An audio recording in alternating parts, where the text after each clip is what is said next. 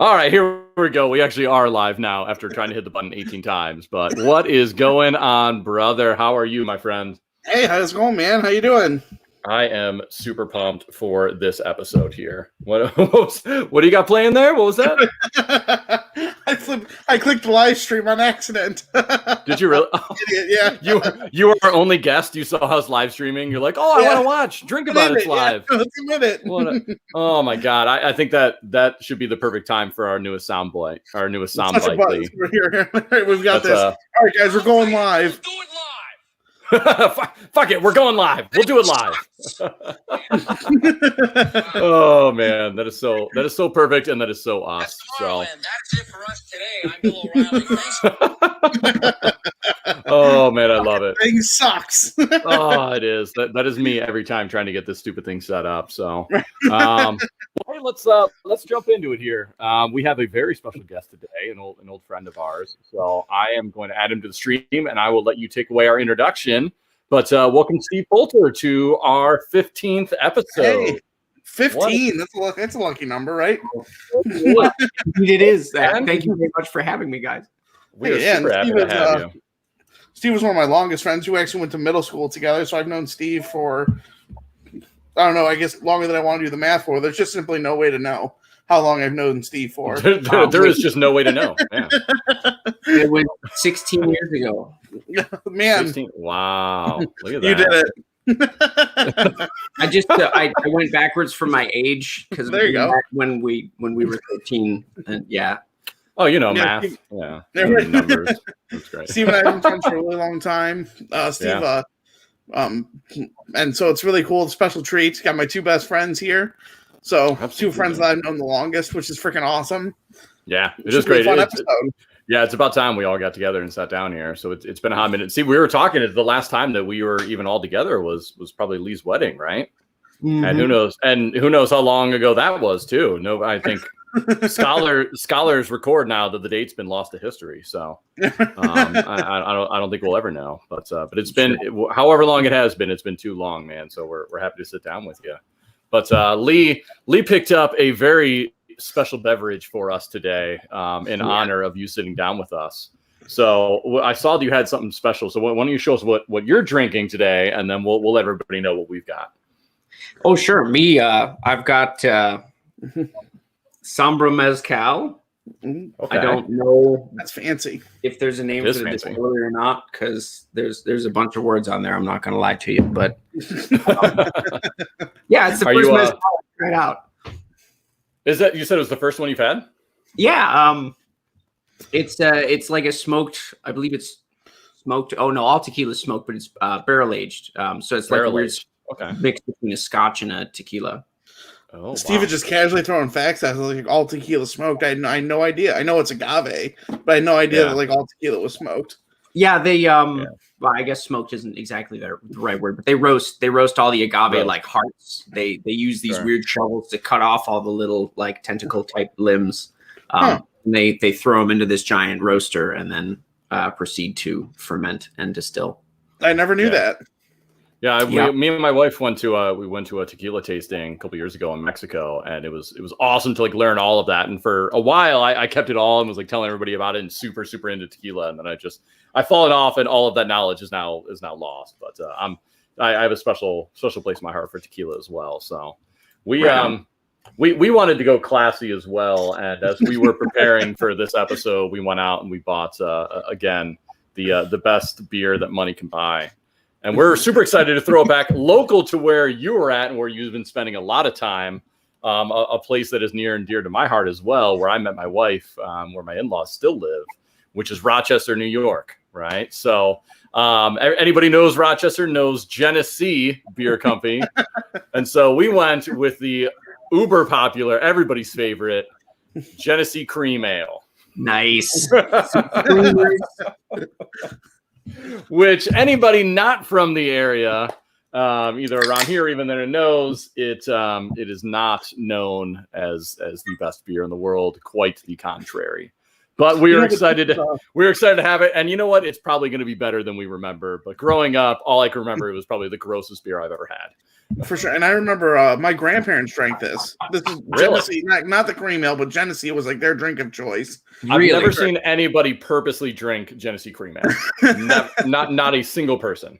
You know, up here, well, so having gone to college up here, I've seen a lot of people drink Jenny Cream on purpose, but really, it was years ago now. I suppose sometimes we do get dirty, and like my brew partner Nick will just buy a pack of Screamers and drink them because he feels like having them. But I'm not a fan of lactose. The lactose beers just don't do a lot for me. I sound snobby already, I know, but no. No, see, we drink craft beer every week. It's fine. It's right. It's literally kind of the backbone of the show. So is knowing that we're being snobbish. You know what, Lee? I feel like I'm eating my words a little bit. It was not as bad as I remember. It's not as terrible as I remember. It really it's more meeker than I remember. It's not as strong as it tastes, you know. No, I mean it's kind of it kind of makes it smooth. And I didn't realize that. I guess the first time I had it, maybe I just didn't have the palate. I don't know. It's so weird. Listen, it's not great. I'm not going to fluff it up. It's not great, but I expected it to be the last beer that we did, the last episode that I was all excited for, and I saved that beer. This is hands down so much better. So much really? better. So even, I mean, leaps and bounds over whatever the hell that thing was. And that one beer was more than that 6-pack that I bought of this tonight. We could have got probably 2 or 3 6-packs for the price of that one beer. So you know this what? 6-pack was $6. All right, a new official sponsor of our podcast, Genesee Cream Ale. Nice. You know what? Not bad, man. I'm not as upset of having to drink. It's something I want to drink all the time, but it's not bad at all. But again, like I said, it's lighter than what I think we remember. For me, I've always had this negative connotation. It's probably like Jenny Cream Ale is probably one of those beers that like everybody tries when they're like 13, you know, for sure. Probably had it like back before, you know, and it's probably left that like bad beer taste in your mouth. At least for me, I've always had that connotation with it. So you know what? Not terrible. You can be an official sponsor, Jenny Cream Ale. We will graciously accept your offer. So welcome to the team. And we got some beers in here. Let us know what you guys think about Genesee Cream Ale, because I see there's people watching. So give us a shout out. Yeah, let us know about Jenny Cream Ale or what was your first beer? Do you remember trying? What about you, Steve? What was the first beer, if you can remember, that you think you ever tried?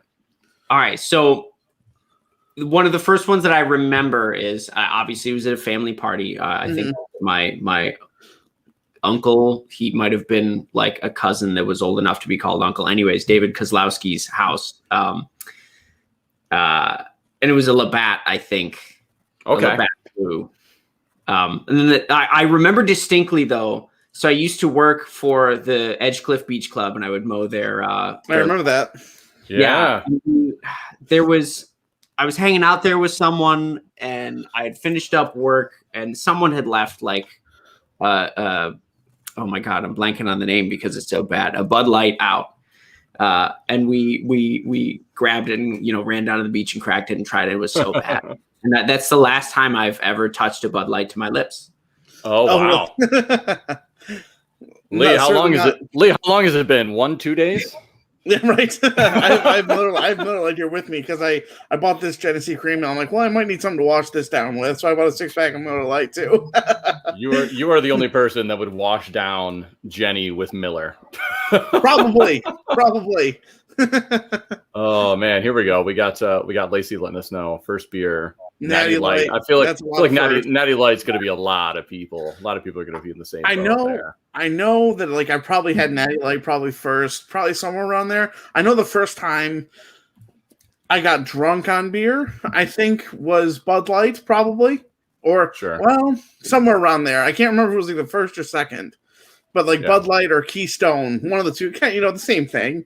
Keystone. There you go. Keystone. I remember I went to like a Sibs and Kids weekend with a friend, Ben, in Akron. Oh, and, okay, all right. There you go. There you go. Good old Akron, Ohio. It's about the only thing it's good for. No, I'm kidding. I just want to say I enjoy so much like watching Ben on Facebook and seeing his photos of his kids and shit and the fun like videos he does. It really it pleases me.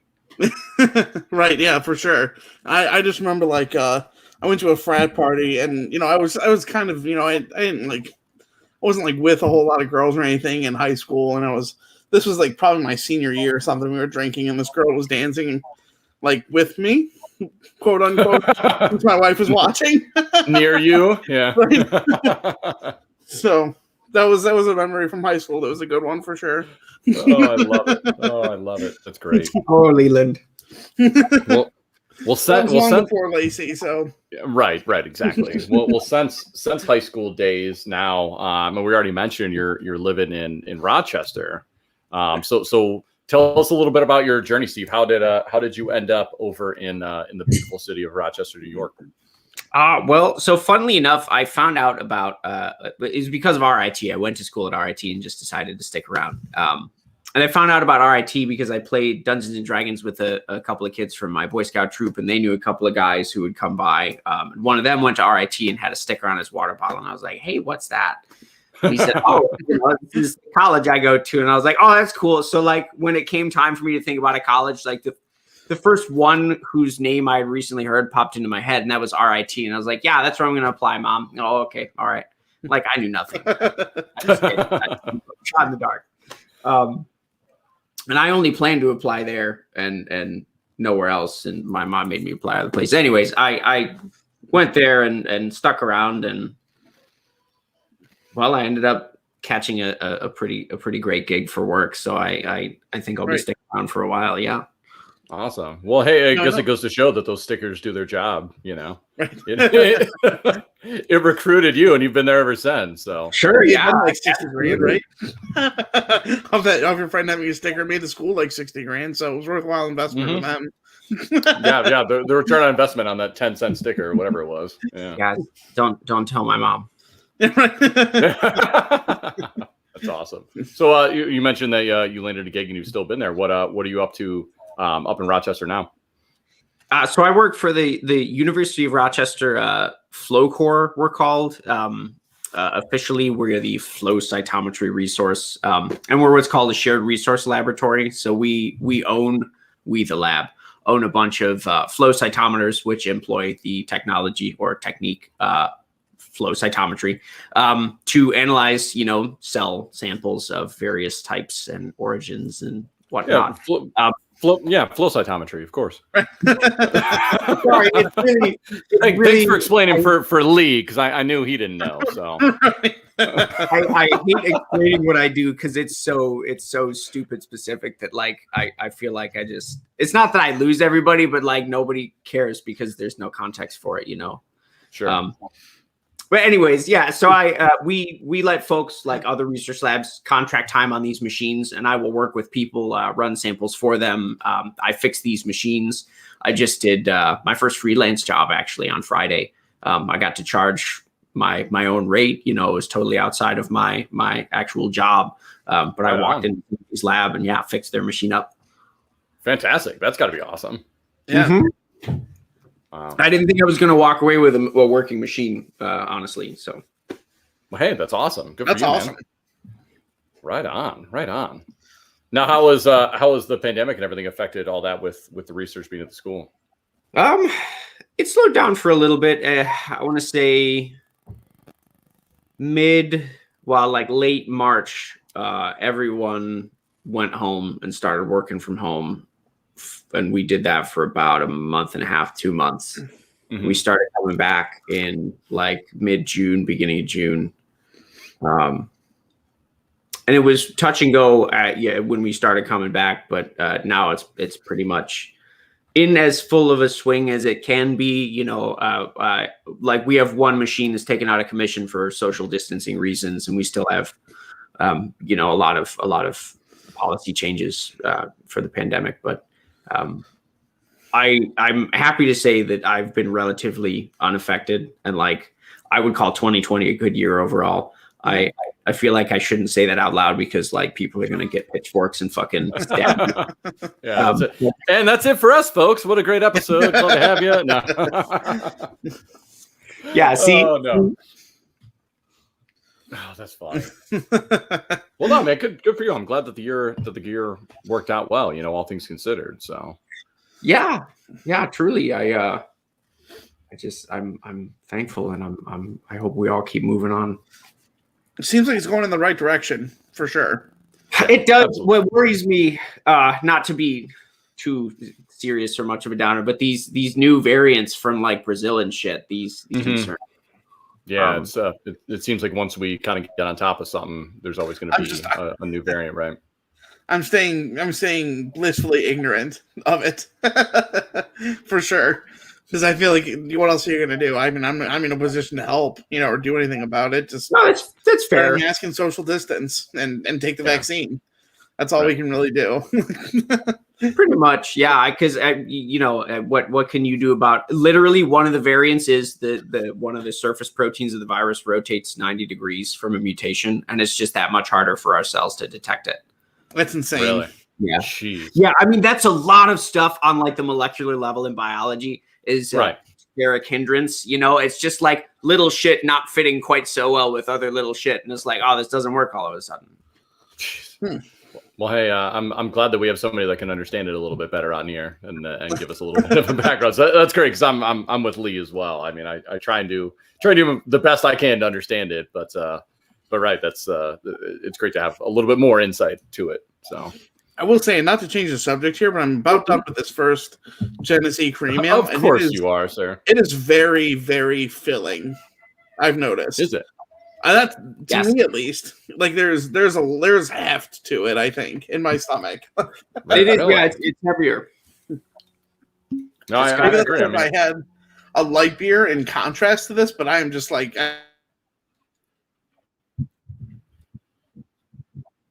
Yeah.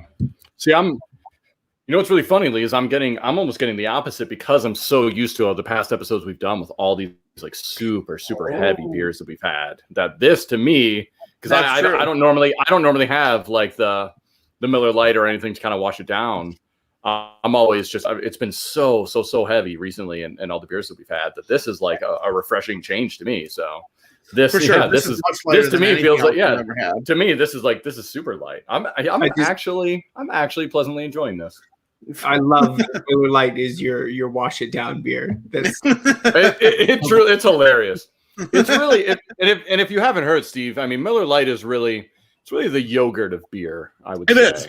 The yogurt of beer. I have not elaborated. It is that is so great. It is the weirdest, smallest inside joke about this podcast from like I think our first episode. But Lee, you gotta explain this, please. It's the yogurt. Lacey said it too on the comments there on Facebook.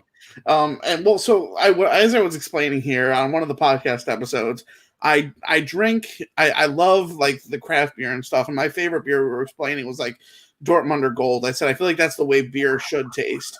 Thank you. We can go into that later, but thank you. And what I was saying was I drink that like if I want like an ice cream, but if I want to be a little bit healthier and have like the 100 calories, Miller Lite's my like go-to like garage beer. It's like the yogurt compared to an ice cream. I feel like that's a pretty good analogy, but I got shit for it. So we attacked him for this analogy. We didn't. It really is not a bad analogy, and I totally see where you're getting on. But we did not give him an inch. We all attacked him for this, and so ever since it's been Miller Lite is the yogurt of beer now. But I agree. Hearing it the second time, Lee, it's a little bit better. I don't know what it was that day. Maybe I just didn't explain it well. Hear me out. I feel like you just need to shift this window in this analogy a little bit. I think Miller Lite is like the skim milk, because like Gold is already a lager, and lager is already like the light beer of the beer world. Right. Sure. There you go. That makes sense. It's like I mean, like skim milk to whole milk, even to make it skim milk to whole milk. That's a good analogy for sure.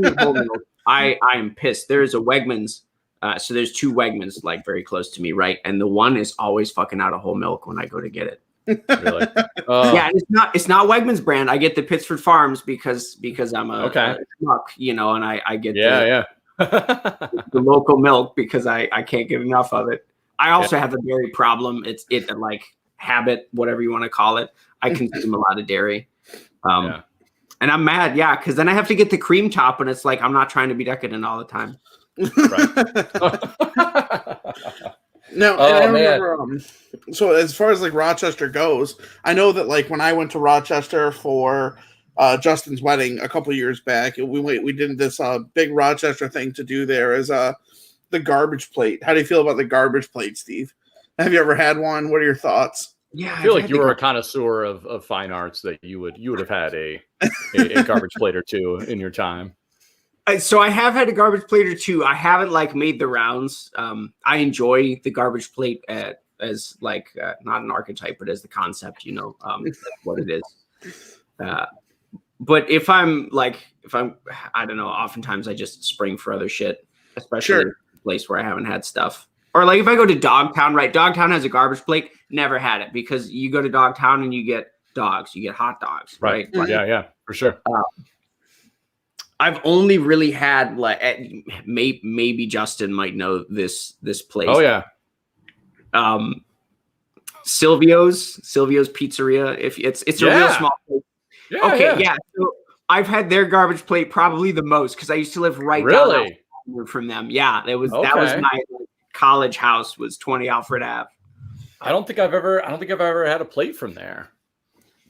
It's good. I mean, in my opinion, a plate's a plate unless you like go and try and make a gourmet plate, and then it's like obviously a step above. So I didn't realize this was like a thing that multiple restaurants did. I thought it was like one restaurant. This is where you go in Rochester to get it. This is what it's all about. But it's multiple places that actually make the garbage plate. Yeah. Just so like I'll give you a little bit on the lure. So it started at a place called Nick Tahoe's.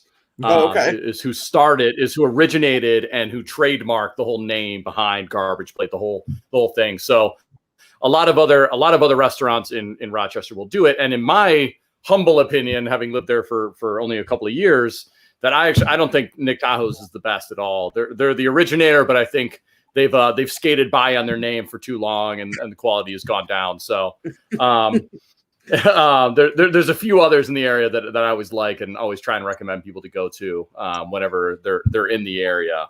But everybody does it. There's like a trash plate and they do what is it, like a garbage snack or so. There's a bunch of different names to try and get away from it, but it's all the same thing. But it's kind of a claim to fame in Rochester. It definitely is. But the other claim to fame is big, which you already mentioned, the buzzword up there, which is Wegmans. And I'm still so mad that we do not have it up here because it is truly the greatest place on earth. Is it like a grocery store? It is. It is a grocery store. Wegmans is more of a way of life than it is a grocery store. Is that the grocery store we went to? Not to isolate people here. Is that where we went before your wedding? I think so. We went to a grocery store before we went to Dave and Buster's, I think, or that same day. Might have been. Yeah, but anyway. I was just curious as to what it was. There's a good chance we would have went to a Wegmans. But it is. So it's like a giant eagle here. Yes, but better, way better. Okay. Oh yeah, more comprehensive. It is the Google of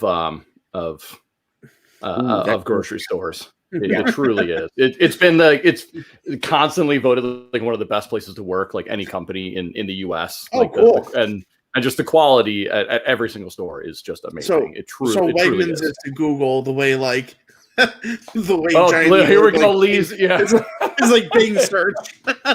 Yes. Giant Eagle is like Ask Jeeves compared to Wegmans, man. Yeah. It is way lower on that scale. But just and this is a great analogy because just like Google, Wegmans has some big evil corporation tendencies sometimes.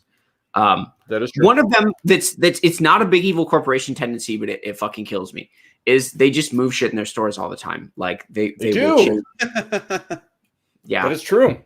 Yeah, and it like I'll go to an aisle and I'll be like, this is now Home Goods. Where the fuck is the national food? I want my kosher food. Come on.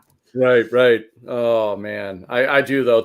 I would trade all of our places to get a Wegmans up here. So, Wegmans, please become an official sponsor of the Drink About podcast, and please put a store in Northeast Ohio. We need you over here. No, I think they should. Because they are in Pennsylvania in a couple of places. I know at least a couple. I think that's right. So we're not that far away. It's only a couple hours. Come on, guys. Let's make it happen. We have that kind of reach around here, Steve. We can make that shit happen. So, are you talking about reach one? That's about the only reach we. That's about the only reach we got. You're gonna work on your phrasing there, bub. I'm not a family-friendly podcast, Lee. You're the one who said it. I heard reach around, and I was like, I don't know where you go with that. Oh, reach around here. Oh, yeah. It was like the perfect time for the screen to buffer. Yeah. Perfect lag right there. Oh my gosh, that's great. Well, all this beer talk here, I've heard you've been doing some of your own home brewing, Steve. Is that tell us a little bit about that? Yeah, so I've been homebrewing with one of my current roommates. I have two roommates right now. Nick.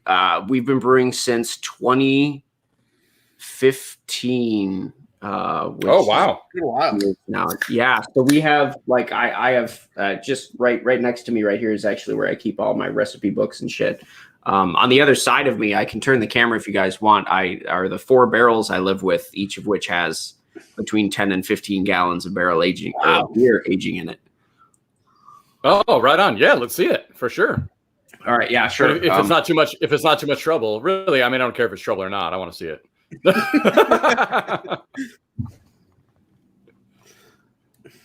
Oh, right on. That's freaking cool. Sorry, my cable's a total fucking mess right now, but no, that is awesome. That's really sweet. I think both of our wives are afraid that that's what they're going to come home to one day. Definitely. They're going to walk in and there's going to be barrels everywhere. Steve should worry about me ending up there and he'll just find me passing on the floor by those barrels. Oh, Lee, you would have such a fucking sour stomach if you drank all that beer. Oh my god! It's so all of it is aging with wild yeast. I guess it's not wild anymore, but we have you guys heard of the brewery Hill Farmstead by chance? What was it? Hill Farmstead. It's a brewery in Vermont. No, I don't think so. So they're like I can't even say weird niche, but this guy's regarded as one of the best brewers in the world, and he spent time studying with the old masters in Belgium. He brewed for Cantillon, which is one of the world's leading class producers of lambic. Anyways, this farmstead he has goes back to his family that came over on the Mayflower. They've been there ever since. Wow. And he cultures his yeast out of the air. He does open top fermentation. So we've stolen his yeast. We've cultured his yeast from the bottom of his bottle because he's a good boy and doesn't filter his beer. And that's what we've inoculated all of those beers with. And we have wow. Yeah, various types of beer with the same yeast. Some of them we've actually mixed other cultures into. So there's a lambic brewery called Dre Fontaine. And we've taken their culture and actually mixed it into one of our beers, which I think is sitting behind me over here. There's, I have that Demi-John right there is filled up with. Actually, let's get a look at that because that's like a little moonscape in there. Yeah, let's do it. This is what I picture when I see home brewing. But the fact that you have barrels and barrels is just awesome. Oh, this is great. Yeah, absolutely. I'm so jealous right now. When I picture somebody as a home brewer, that's what I picture. Yeah, right. This is a lambic that's aging on pears currently. Oh, I see them. Oh, that's awesome. Oh my god, that's super cool. That is awesome. How long has that been in there? So that's been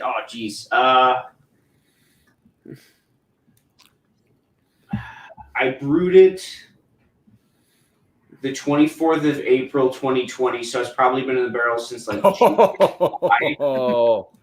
that is awesome. That's not even my oldest, guys, man. That this one barrel over here to my left has been in there since I want to say 2018, 2019.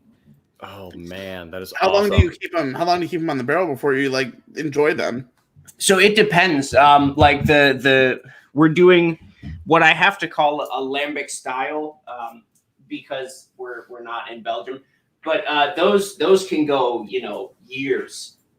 Really, it's a matter of taste. So you get a wine thief and taste the barrels periodically, and based on acidity and flavor, you make the choice to bottle them or put them into glass so that they stop aging, as it were. If they sit in the barrel for too long, the yeast in there just keep dropping the pH, and then it eventually starts to degrade the barrel and greatly shortens its life. That's really interesting. Like, as much as we like, I've said this before too. As much as I like beer, I know nothing about how it's made or anything like that. So obviously, like, I know you have like the biology degree, which is awesome that you're doing all this stuff and know all the stuff about beer, which is really cool. Because I know nothing about it. I just like, oh, that tastes good. right. We really are ignorant to how it is made, even from from the homebrew side, even over to the commercial aspect of it. We really truly, it's been great. We're slowly picking up small little things as for sure this journey journey goes on, and we're talking to new people. So it is fun for us to learn, because we really just, that's all we do. We drink it, we enjoy it, we know if it tastes good or not, and that's about it. So it's really cool to like peel back behind the scenes and realize just how much goes into it. It's so much a labor of love, but there's even beside that, there's a lot of biology, there's a lot of science that goes into it. So it's really cool to see just how much you guys are putting into it. I, for one, love the barrels in the room, but there is no way that I could have that close to me living every day and not tap into it. I just couldn't do it. There's no way. I think eventually we'll have to do like a drink about a brew or something like that. We're just gonna have to do it eventually. For sure. I would love to be a part of that. Oh, here we go. You just signed up. That's it. Yep. We are putting you on the spot right now, because you can't say no, because you are live. Oh yeah, no, I won't say no. Thank you so much for volunteering. Oh man, that's awesome. That would be super cool, man. I would love to do that. And Steve Polter, the new Drink About It Brew, official sponsor of Drink About It podcast. Official sponsor. Here we go. Oh man, we are moving up in the world. Now you breezed over really quick, but you said that you were able to like cultivate some of their cultures. Explain that again a little bit, because I thought that was really, really interesting. So you essentially found a way to get what they were using, right? How did you do that again? So it's basic cell culture, right? Brewer's yeast has a specific set of characteristics. I guess this isn't technically brewer's yeast, because this is wild yeast, which has, again, a specific set of characteristics. But like that beer I just showed you, you noticed the top of it looked like dusty and it was bubbly, and so that wild yeast, it will produce spores, and it does all sorts of crazy shit that brewer's yeast can't do, because it's been not inbred, but just selectively bred for so long. But this wild yeast is also, as my partner Nick likes to call it, Terminator yeast, right? Like, it's just super hard to kill. It sticks around. So like, if you have a bottle that you've been aging in your cellar for 2 years and it came out of the brewery at a year old, you could culture the bottom of it and that yeast will grow up in a couple of days. Wow. It's literally what we do is we get dried malt extract, which is they extract the sugars out of malt, right? And then basically spray it on like a plate and heat it to dry it quickly. And it's just like a powder. Dissolves super quick in water, and you make some growth media. You save a little bit of liquid, in the bottom of your beer bottle. You pour very carefully, drink all of the beer that you want to drink, and make sure you save the dregs. Pour those dregs into that growth medium in an Erlenmeyer flask, which I have, and you make some growth. Oh man, that's a word I remember from high school. I know that one. Yeah. Yeah.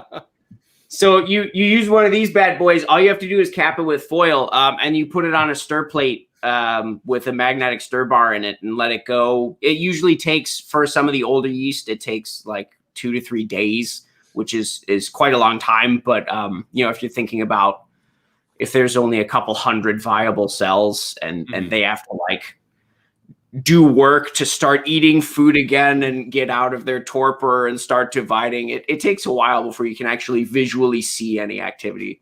Sure. But it's crazy when you make a beer like the yeast roils, like it moves the whole thing. I'm doing a bad job of explaining it, but it's like you can see all the particles moving, and it's like these great silent currents of wind. Oh my gosh, dude, that is so cool. Really cool. That is awesome. That is fantastic. Yeah. And I have never heard of anybody else trying to do that, of at least in the home brewing scene. Everybody that I've always heard of always kind of buys their own stuff, and I've never heard of anybody else cultivating from somebody else's.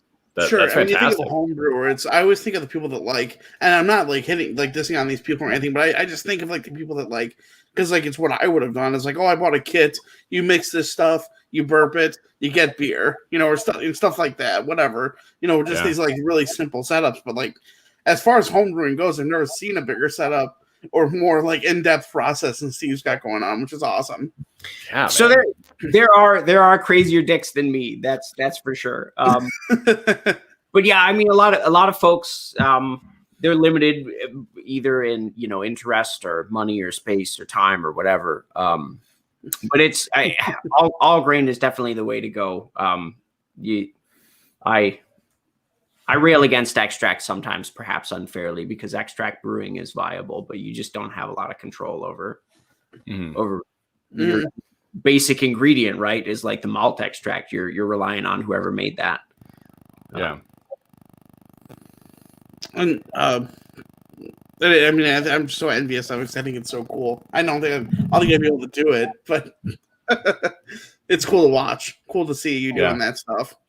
Yeah, we got to make a trip up and help you pour something in just to say that we assisted. Be like, yeah, we basically we basically made this. Yeah. But you could come up for a brew day. You could even do it like a podcast episode, because it's basically we turn the house into a brewery and we drink all day and brew. Sure, that would be awesome. We could do an all day stream. Yeah, and just hang out. We are there. We are there. Absolutely. I know there's still people watching, so yeah, absolutely. Me and my wife are up, quite often every couple of months or every month or so. We're always up visiting the in-laws. So we're up there quite a bit, and it's really, as it's really not it's not a far drive at all. It's pretty quick and pretty simple, unless you're Lee. Yeah, right. Unless you're Lee. So I think we talked about that on the podcast before too. Did we? I don't know. I feel like we need to, though. This is going to be another unfairly dogging on Lee, but no, it's not unfair. This was really stupid. This is one that was just you truly deserved. And it wasn't me, but it was definitely you. No, but anybody who isn't familiar, the drive from Cleveland to Rochester, if you will, is about as straight of a shot as it gets. Right off 90. It is literally Route 90. If you're coming from Ohio, it's hop on 90 East and drive for about 3.5-4 hours, and you're there. And that's it. So when I was living in Rochester, when I was stationed up there early on, Lee came up to visit. And how long was the total trip? Minus or with or without the speeding ticket. How long did that trip take you? Normally for me, it was about 3.5-4 hours if I was driving the speed limit.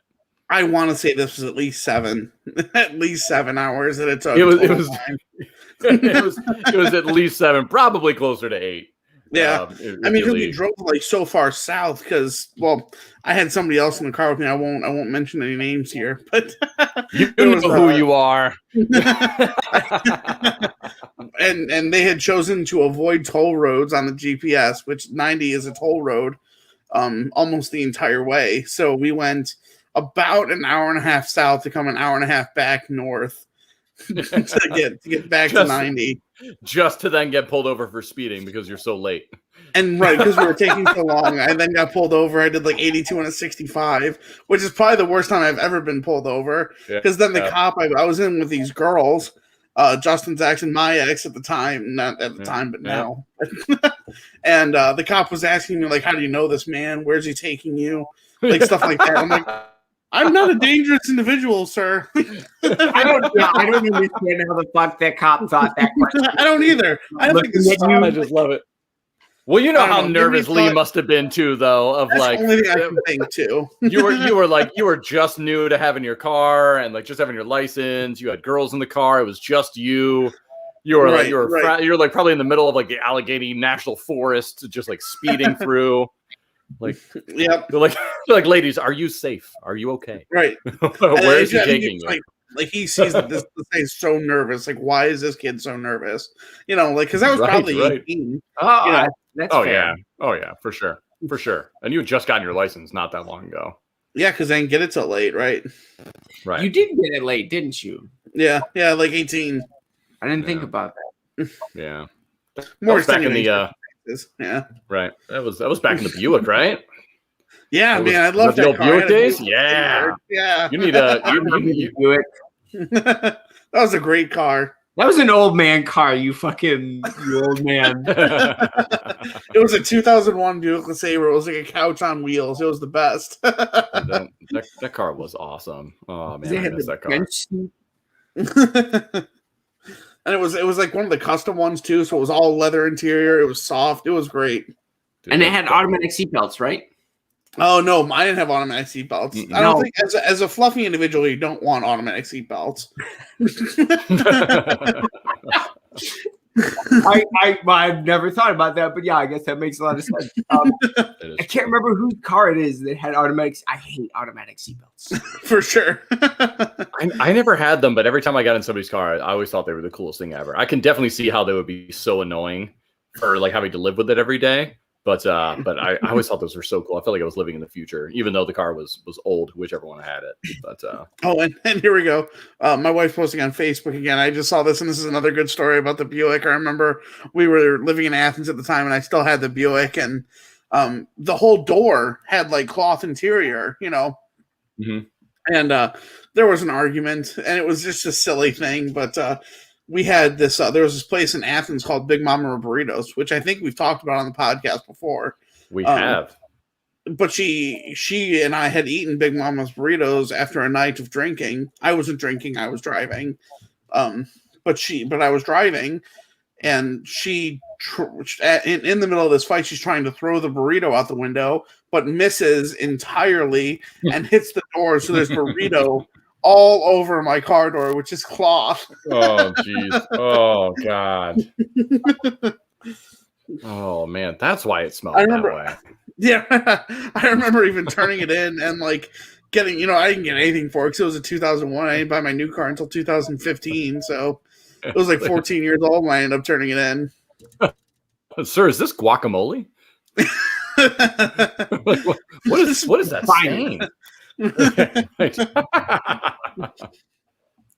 Oh man. Well, hey, before we got started too, you were showing us some of the projects you were working on, Steve. Oh yeah. I think it was I saw at least the hat. Let me check that. Tell us a little bit about that. What do you got going on over there? Yeah, so I took up, God, what was it? I don't even remember, and it's I'm disappointed in myself that I can't remember what exactly I saw that I was like, yeah, you know what, I could do leather work, but I got into leather work over the holiday break. I bought a bunch of tools and shit, so I've been this chat room is screwing me up. I was telling Lee it doesn't flip, so like left is right and right is left every time I try. Yeah, that's right. But yeah, I'm making a leather wizard's hat right now. I'm just stitching the rest of the brim on this evening. That is a hell of a project to just get into leather work. Sure. Oh, I'm gonna make a wizard's hat. Like I thought I'm making like a wallet or something, or like a keychain. Yeah, I could, but I don't know. I guess I got big ambitions. I mean, I've done smaller stuff, right? Like I've done a dice cup, so I did like the stamping, the tooling there, right? Oh, nice, dude. That's awesome. really neat. I did so this is carved. I carved a compass marker for D&D. How cool. You can pop it down in like the wet erase mat, so you know. I mean, it's a nerdy and like niche thing, but it's nice to know which way it is on the map. Dude, that is for sure. Awesome. Hey, actually, what's cool about this piece is I dyed it with pomegranate juice, blackberries, and red ink. Oh, wow, that's really neat. Holy cow. Dude, that is awesome. Yeah, it was fun. I didn't have any dye on me at the time, and I was like, there's stuff that stains things, and I know it, so I'm just going to do it. Dude, I love that. I always feel I pride myself in kind of being the same way of like, oh, I bet I could do that. Like, yeah, see it one time, like, oh, yeah, sure, I'll figure it out. I love that of just like, oh, I don't have any dye. What do I have in the house? Like, there's some pomegranates. Like, it's fantastic. I love it. That's great. I think it's been what's probably nice too. We're seeing a lot of people, and I guess this podcast is an example of it. But you're seeing a lot of people that are forced inside and not having any other options of things to do, get back to so some of the arts, some of the crafts, and rediscovering some passions and some new art forms that people either took up as children or have always wanted to do or even never thought they would enjoy, so it is really cool to see a lot of people jumping into that now, almost kind of a forced hand, but I think that's one positive that we can take from last year and now. Yeah. Oh yeah. Absolutely. I mean, there used to be a lot of. I wish we did nearly as many things at home as we used to. Now, granted, this makes you sound like an old man, but like the 1800s homesteading, right? Like you made a lot of shit at home. You did a lot of shit at home, from like useful stuff like utilitarian, everyday sort of things, making stuff, to like crafting to decorate your home. Sure. Which I really enjoy. And again, that's just me. I very much enjoy that kind of simple, sort of rustic aesthetic. If I could walk you through my house, it's kind of slightly farmhousey, in a weird 21st century sort of way. Oh man, it's a lost art. I think it definitely is. Sure. It definitely is. Lee, I know you've done some leather working, haven't you? This was not necessarily me. Okay. Here we go. We're talking it up, and it's gonna be like so small. But oh no, we got to hear it now. We were at my wife's parents' house, and her dad is really into leatherworking. Mm-hmm. Oh, very cool. And like he's done all kinds of stuff. He's even gone as far as like had huge projects like a jacket. He's made himself like leather jackets and stuff like that. Oh wow. And we hadn't been married. I don't know if we were even married for this, but like we haven't like even interacted all that much. But we were just hanging out and stuff and talking. He was talking about doing leather work, and he brings this gigantic piece of leather out, just huge long piece, and just talking like, hey, I think this piece might be big enough here for Leland to get a belt out of this. I'm like, oh man. So he's like standing there measuring me with this piece of leather, and I'm mortified. God, that's amazing. Oh, that's great. And he didn't mean anything by it. He is the nicest guy, and he only wanted to do something nice. But I was just so embarrassed. Oh, that is fantastic. Tell me, don't take anything by it. I was gonna say, do you have the belt? No, we never ended up doing it because I think he's the nicest guy. He really is, and I really appreciate it. I was just really embarrassed. Oh my gosh, that's amazing. He needs to make that belt now, man. You got to. It's the only way we're gonna find real closure. For sure. Got to be one of the like big ones though, with like the two tongues that's like like this wide and it goes across like your whole midsection. For like I could wear it with my kilt. That would be cool. Yes. That would be awesome. Oh my god, Lee! I remember you used to rock the. Didn't you have the black studded belt? From definitely. That everybody could buy at like Hot Topic. Did. I definitely did all the time. Steve remembers that for sure. Oh yeah. We even had like, because we did it together. And speaking of that, that's like that brought me back a lot there. We had like these because I remember we bought them together. Steve and I did. They were bracelets that were leather, and they had like bullets in them. But they didn't let us wear them to school. But those were so cool. Or at least I thought they were. Oh yeah. Oh man, dude.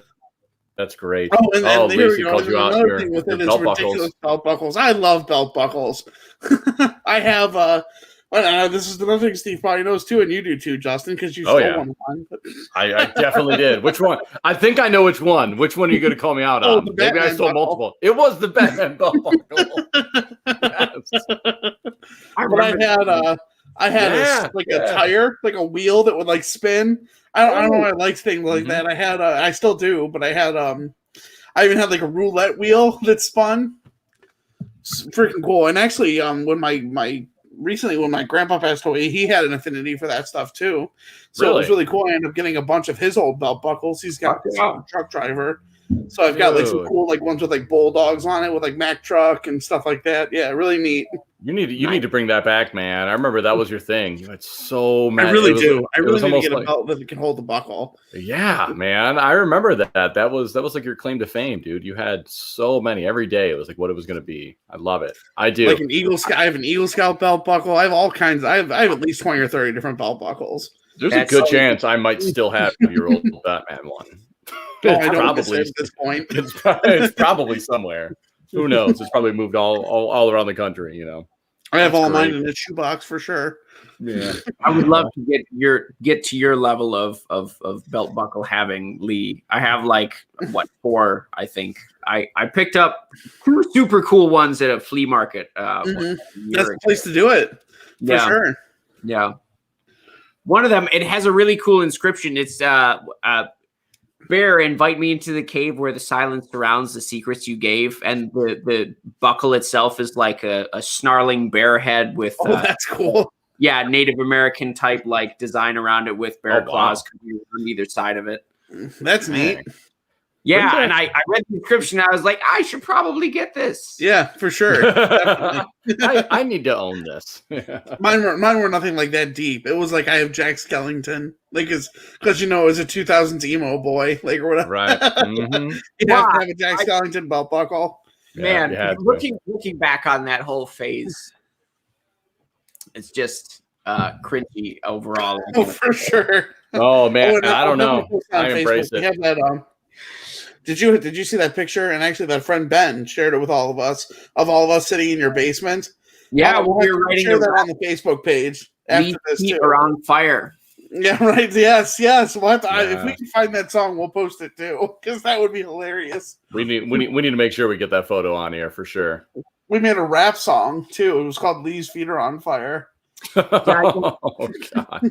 I don't think John has it anymore. Unfortunately, that computer died, but. We need to make that into our new intro. Picture. So we'll definitely get the picture up on our Facebook page if you guys want to check that out. Because that's funny. Is on the old futon in the basement. For sure. Oh my God, the futon in your basement. That thing has seen has its fair shares of stories down there. It's still there. Oh really? It's still there. Yeah, in the sad state my home is in. Well, my old home, anyways. Man. Well, hey, Steve, I wanted to throw something at you. Something we've been trying to establish. We were talking about probably a couple episodes ago. Lee knows where I'm going here. Kind of a question that we wanted to pose to each one of our guests. And I know you have a very large, eclectic, probably collection of music, right? So we've started asking this question to everybody, and hopefully as I'm going through this, something's going to pop into your head first, and that's what I'm interested in. Is when me and Lee were talking with our, there's tons of different artists that we listen to, and we really have a really wide genre of everything that we enjoy. But what we've always really loved is a music album that you drop the needle on, put in the cassette player, throw in the CD player, whatever it is, hit stream, and you don't mess with it, right? You just, you hit play and you can just walk away because it's a great album from start to finish, right? Now this could be something that you probably wore out completely growing up, or it's whatever you're listening to now, but what comes into your mind when I ask that question? What is an album that you can just turn on, hit play, and walk away from because it's a work of art? All right, so I can give you 2 answers, and it's because of the way you put this that I will give you two answers, because this I'm all for it. I guess it has some not juiciness to it, relevancy anyways. Sure.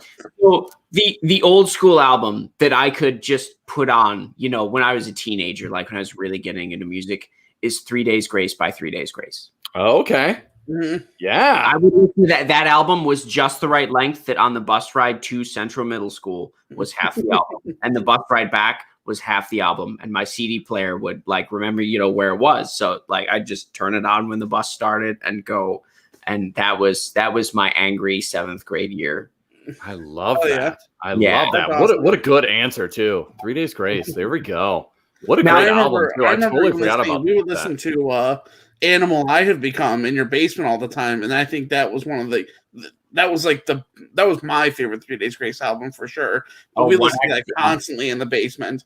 So that's another one that I could listen to all the way from start to finish. And just adding to the list, because I've named several at this point, but that for sure was one for me that I could listen from start to finish. Now, the answer that I guess the real answer that I will give you, right, the second answer, the current answer is, funnily enough, another self-titled album, Young the Giant by Young the Giant. Mm-hmm. And that album is a masterpiece, and I will fight to the death about it. I just discovered it. So they became popular. They were playing on the radio our freshman year of college, right? 2010, 2011. They were getting big with Medicine and Coffee, this album. But if you put this album on and you play it from start to finish, track 1 to the end, it is a masterpiece. They have such a range and breadth and depth of sound, and they're skilled musicians. The singer alone has a voice. You can be captivated in him all the way through, and that's what makes his album great. Is you can listen to it multiple times and discover different layers. But the musicians in that band as well is equally gifted as the singer. In fact, they do. I feel like I'm plugging for them. They do this great series on YouTube called In the Open, where they perform their songs out of doors in just places, and it'll be like a fucking stream in a field on a heath somewhere that maybe England, and you can hear the babbling of the water and the chirping of the birds. Oh my gosh, playing this song. Yeah, really beautiful. I highly recommend it. I'm gonna check that out. I love it. Sure. Yes. So I love asking this question, and it is exactly for that response right there. For sure. And I love it. I love it. Just something about that. It brings out the passion in everybody. And that is fantastic to hear. And like you said, I mean, it's almost like a plug for them, but it is, because it hits you on such a deep level. And I love asking that question. I'm glad that me and Lee went back and forth for a while trying to figure out what is going to be our thing that we make sure no matter what we ask everybody. And that, sir, just cemented it that is the right question to ask, because for sure. That is fantastic. I'm gonna be streaming that immediately as soon as I can. And like you said, right around that time, I remember them blowing up. They got a lot of radio play. It was a lot. And then it just as far as mainstream goes, they came up and they went away just as quick. At least for somebody who wasn't an immediate fan that jumped into it. So. I love going back, and it brings up so many emotions from back then, so many memories from when you first listened to it. So that's fantastic. I love that, man. Such a great answer. Thank you for sharing. And on the same token here, I want to talk about, I listened to an album today that we used to listen to constantly in your basement as well. I listened to Modest Mouse, Good News for People Who Love Bad News. Oh man, wow. All the time, and I love that entire album. It is so good. I love the horns. It is so it's such a fun album. It's great. I mean, it's dark, but it's a great album. It's just another one you can listen to start to finish, and it's just enjoyable. It's delightfully dark though. Modest Mouse is a cheeky kind of darkness. Mm-hmm. Yeah, I agree with that.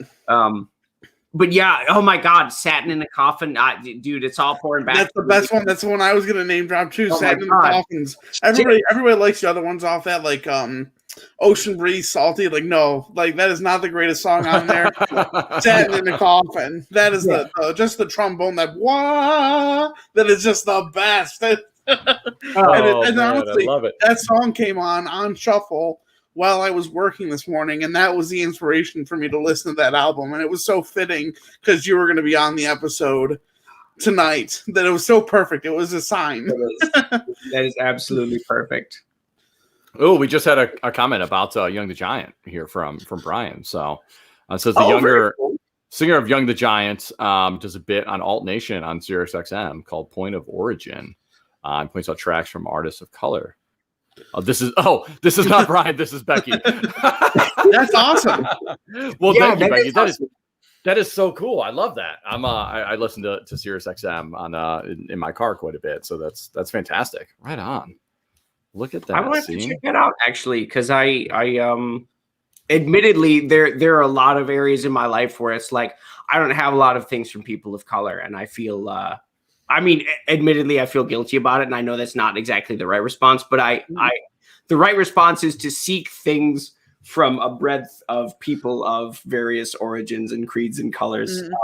And so far I'm pretty pleased with myself and my progress on that journey, but I have a lot of ways to go. So, and I wanted to also mention this because we mentioned this. I'm off topic here. I'm sorry, but I know what you mean. And that's a good thing too. I'm in the same boat, that I want to explore more of that. And I think like, it doesn't have to only come from one place, you can, and we all explore like different genres and things like that. All that stuff it's great. I was sorry. I was going off topic and I tried to get back on it and it fell apart. Too many Jennies, man. Too many cream ales. They're doing their job. No, I had an idea and I lost it and I tried to get it back. Listen, man, we've all been there. That was really fucked. Like if I just keep talking, maybe it'll come there. I do that all the time, man. If I just keep saying words, it'll pop in. Oh, that's great. That's the beauty of doing this live, guys. You see us at our truest form. But no, we actually on that same breath, Lee, this is something I don't think I've even shared to you just today. I was introduced. It's a Facebook community that we actually just joined here as the podcast, and I'm hopefully to have some more information to share soon. I would definitely want to get more involved. But it's called Black and Brew. And it celebrates and highlights people of color and minorities that are opening up and having success in the local kind of brewing world within Ohio and kind of the Cleveland area. So hopefully we'll learn a little bit more about them and can get some more information out. So that's something I'm really excited that we were able. I put in the application and we were accepted. So. I'm super excited to learn more about that. Yeah. I read an article and I was talking to somebody today actually that reminded me of it, which led me to seek it out to see if we can get some more information. I just got the notification a little bit ago that we were accepted into that. So that'll be really, really exciting. Hopefully we can have some more info coming out. Now I know, Lee, we were just talking before that we have next week we will be doing another live stream. So we're really excited about that. It's called Bad Tom Smith Brewing Company. Bad Tom Smith, I like that. That's a good name. Steve, you will absolutely love the backstory behind the origin of the name of this brewery. So I don't want to do it in injustice, and I want to leave a little bit of mystery and make sure people tune in next week when we do the live broadcast there. But I will invite you and everybody else listening now to take a look, go to their website, and they have a huge blog post all about the origin behind Bad Tom Smith. And it's probably a 10-15 minute read. But it is fantastic. It is super, super, super cool and super deep. And close to me, it has to do with Appalachian country in rural Kentucky. Very cool. Yeah, is where Bad Tom Smith, the lore, the legend of Bad Tom, right around kind of the turn of the century between the 1800s and 1900s, right around that time. So it's a really, really cool backstory behind the name. But we're going to be sitting down with, I think, Lee, is it the brewer from Cincinnati or the guy from the Cleveland? I think it's actually the brewer from Cincinnati, because I think the only thing in Cleveland is the tap room. So okay. I think the brewer from Cincinnati is actually going to come and sit down with us, which is really exciting. Yeah, that's awesome. So it's a really cool backstory too. Work here, the owners are going to telephone in as well if we can get that to work for sure. Yeah, that's awesome. And that's so next Saturday. Gonna It should be around 4 p.m. Eastern that we're streaming that live. Right on. Shameless plug. I love it. No, but it's awesome. And so we were talking about this. It's really kind of when we started this whole thing a couple months ago. It's really cool to see where this has grown and the opportunities that we've had to sit down with not only ownership but to learn more about the whole brewing process and how we and how all of our favorite beers and how these places got established. As Lee said, we are very ignorant just to how the whole process begins from start to finish until we've just been enjoying the beer on this end. So we'd love to sit down with people and kind of figure out their origin stories and how they got started, what their motivations were. So we're really, really excited about sitting down with them. It should be a lot of fun. And Lacey actually corrected me here. It says the owners will be calling in and 2 brewmasters. So actually speaking to 2 of the brewmasters there. Oh, right on. Beautiful. Here we go. Really exciting stuff next week and come. I know the live episodes always do well from the different breweries, so that'll be really exciting. Yeah, it's always fun to talk to brewmasters. It's funny. I'm really thankful. I was telling Lee about this yesterday, actually. My brew partner Nick is very much the social butterfly, so he sits in the driver's seat a lot.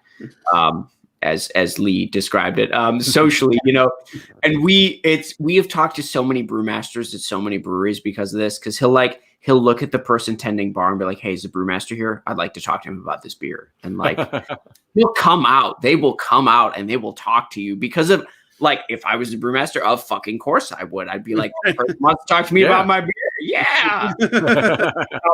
And it's so much fun to sit and talk with the brewmaster about their product because it's always got a story and it's always got it's a reason for why it's made the way it is and how the recipe was incepted. That's one of my favorite things, I guess, as a brewer, asking other brewers questions is why do you brew this beer that way? What inspired that?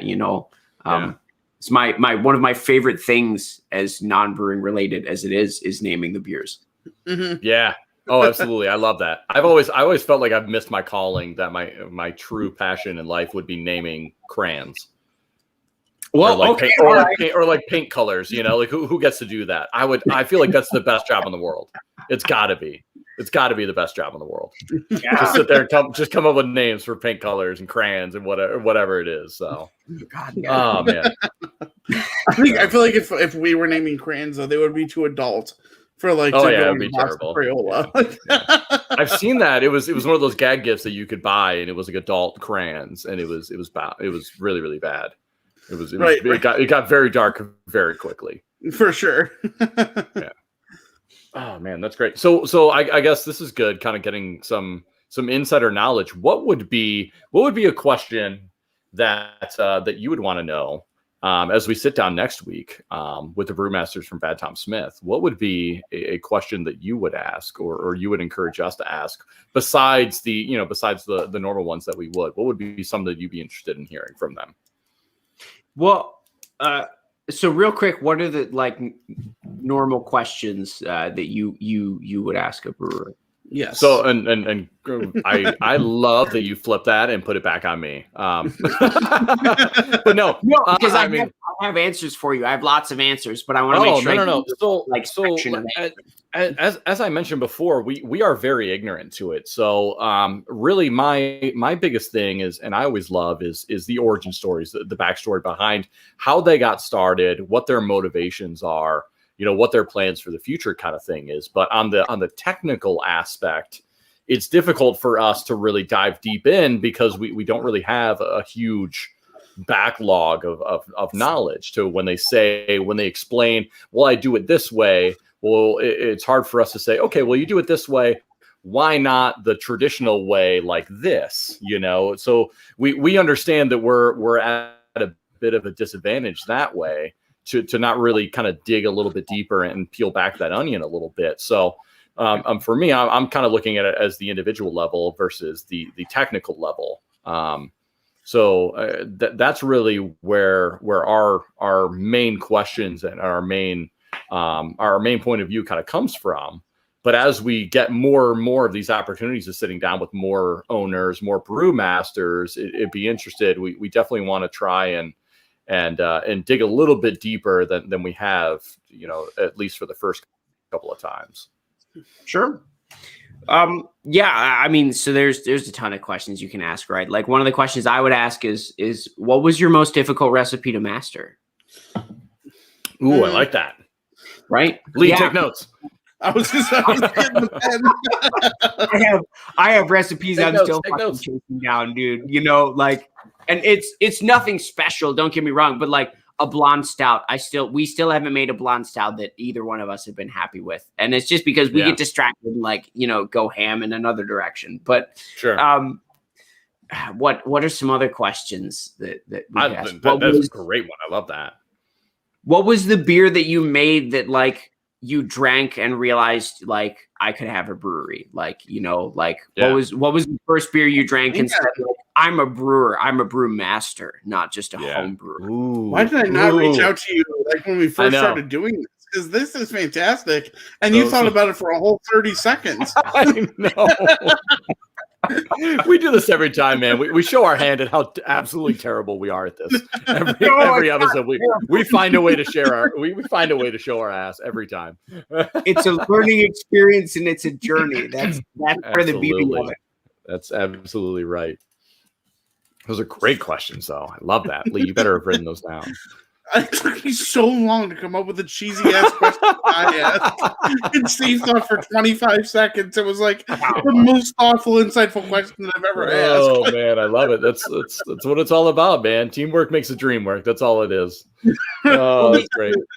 The other question, I mean, you could ask brewmasters and brewers questions of preference, right? Like, how do you feel about East Coast IPAs versus West Coast IPAs? Sure. Like, how do you feel about lagers versus ales, right?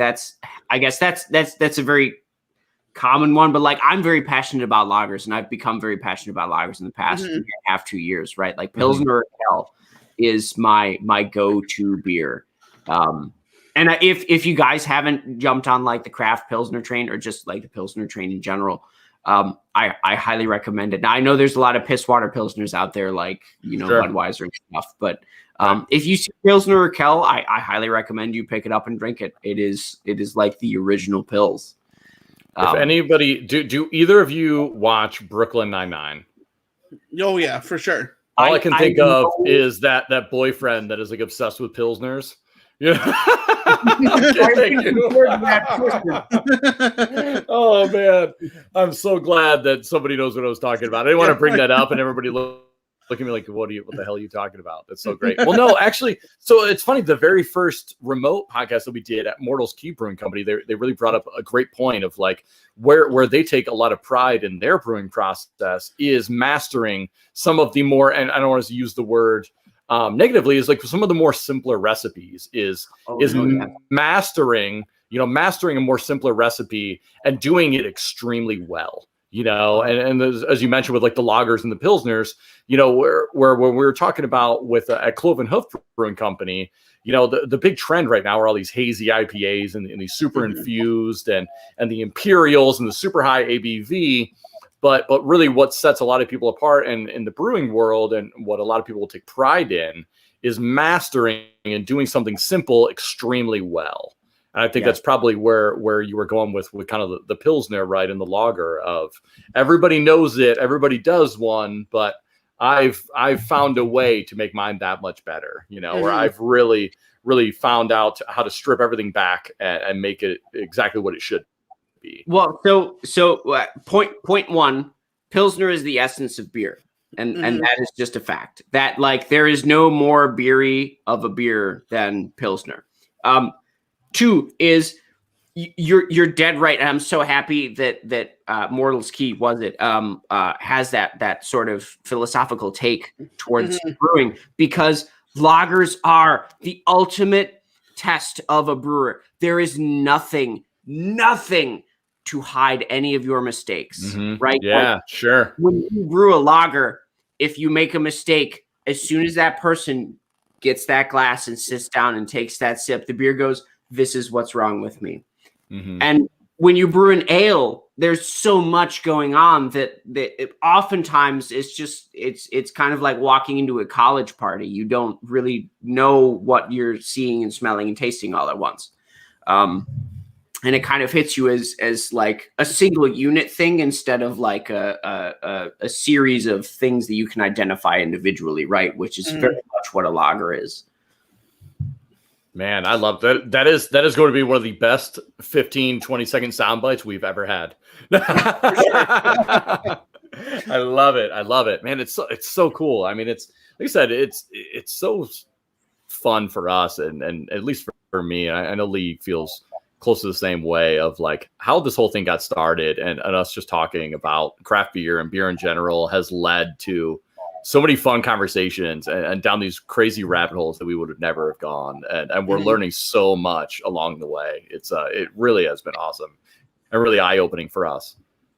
Yeah, I'm glad it's been like such a nucleation point for you guys for this. Well, I guess not to overuse the word, but for this journey that you're on. You know, I was telling Lee, I've listened to a number, not all, but a number of your podcast episodes, and it's just so comforting. You know, I was running samples on a machine for most of my work day one day, and just listening to you guys, I kept finding myself wanting to chime in and sure. not being able to, because it's like, Steve, this was recorded like, weeks ago. Yeah, right. Oh man, that's so awesome. I love that feedback. That's really what we're going for. And I forgot who it was, man, that was telling us of like the whole idea about it. And we're listening to it is like, it's just super approachable. And like, it's bringing back the essence and what we've all missed in the past couple of years of being able to sit down, share a beer or two, and just pick somebody's brain, and just sit down and hang out with old friends and new friends alike, and just have that genuine connection again. So that is awesome feedback. I think that's some of the highest level that you feel comfortable of just sharing a beer and hanging out. That's really what it's all about. I think there's a lot more to it than just on the surface. So that's fantastic. Again, Lee, our heads aren't going to fit out of the door when we go out the door. Yeah, that's my favorite saying for sure. Whenever we're because they understand compliments well. That's what I always say. Yeah. I have a question for you guys. I also have one slight tangent. Lee, I love your classic buzzard shirt that you're wearing. Thank you. Yes. Thank you for noticing. Yes, absolutely. I love this shirt. Yeah. 100.7 WMMS, everybody. I preach to people in Rochester about the buzzard because they don't know. They don't know what it was, what it used to be. Right. What it used to be. Absolutely. Yeah. Oh, man. But so what, I guess, like, what do you guys really love about beer? When you sit back and drink a beer, what's your favorite thing? And you can answer me in terms of what your favorite beer is to drink. You can answer me in terms of what your favorite flavor is to encounter in a beer. You can answer me in terms of what your favorite hop is. Be creative. I love this question, Lee. And like, as far as the flavor goes, I like things, and I know this is kind of counterintuitive for the craft beer scene, which I can drink and I enjoy all those. Sure. But I really enjoy things that are easy to drink and just taste good. And I think that's the biggest thing that I look for. That's why I really like that, like Dortmunder Gold. It's so simple. Thank you. That is what beer should taste like. Yes. My favorite thing about drinking in general is the camaraderie that comes with it. And just being able to do this and like being with you and it feels like we never left, and we talked about that before, but it feels like we never stopped talking, or not stopped talking, but just haven't spoken in a long time. And it feels like we were always there. And I love the camaraderie that comes with the drinking, and not just because we're drunk or anything like that. I love you, man. I love you too. I love you, man. We've been there before. For sure. But just the social aspect of drinking, and then just something that goes down smooth and tastes like you want it to taste, like tastes good. It's hard to describe for someone that doesn't do it. Well, let me put it this way: is it balance that you enjoy, right? So Dortmunder Gold has hop sweetness. It has a bit of not hop sweetness, malt sweetness. It has a bit of like punch in the malt area, and it's got that hop bitterness and I suppose it's a relatively neutral yeast character, but it's Sure. balance that I find makes that beer so beautiful. For sure. I agree with that wholeheartedly. And I know Justin's a fan of like the IPAs that have like that huge hop hit. And I'm just not.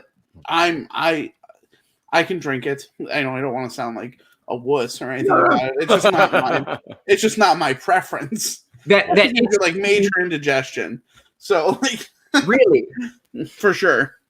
Like interesting. those IPAs and stuff is like huge indigestion. Not just for me. I mean, I'm a big guy, so like of course stuff like that's gonna happen, but not just for me too. It's a known thing that IPAs and hops will give you that indigestion.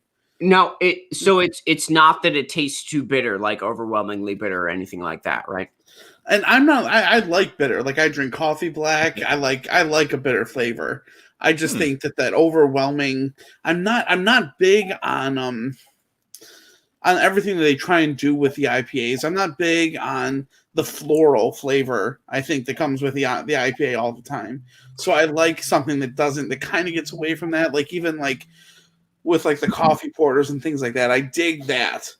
So it kind of goes in the opposite direction for me. Do you like IPA?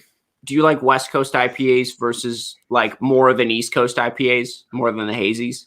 I do. For sure. That's interesting because hazy IPAs are a product of less bitter. How you so they are less bitter. They're a product of how you add the hops, at what time you add the hops, and water chemistry, right? So the origin of these hazy IPAs is one of the origins, anyways. I guess because I can't speak for definite. Is Stowe, Vermont? I want to say. I hope I'm not getting my geography wrong. But they have a very high sulfate proportion in their water, right?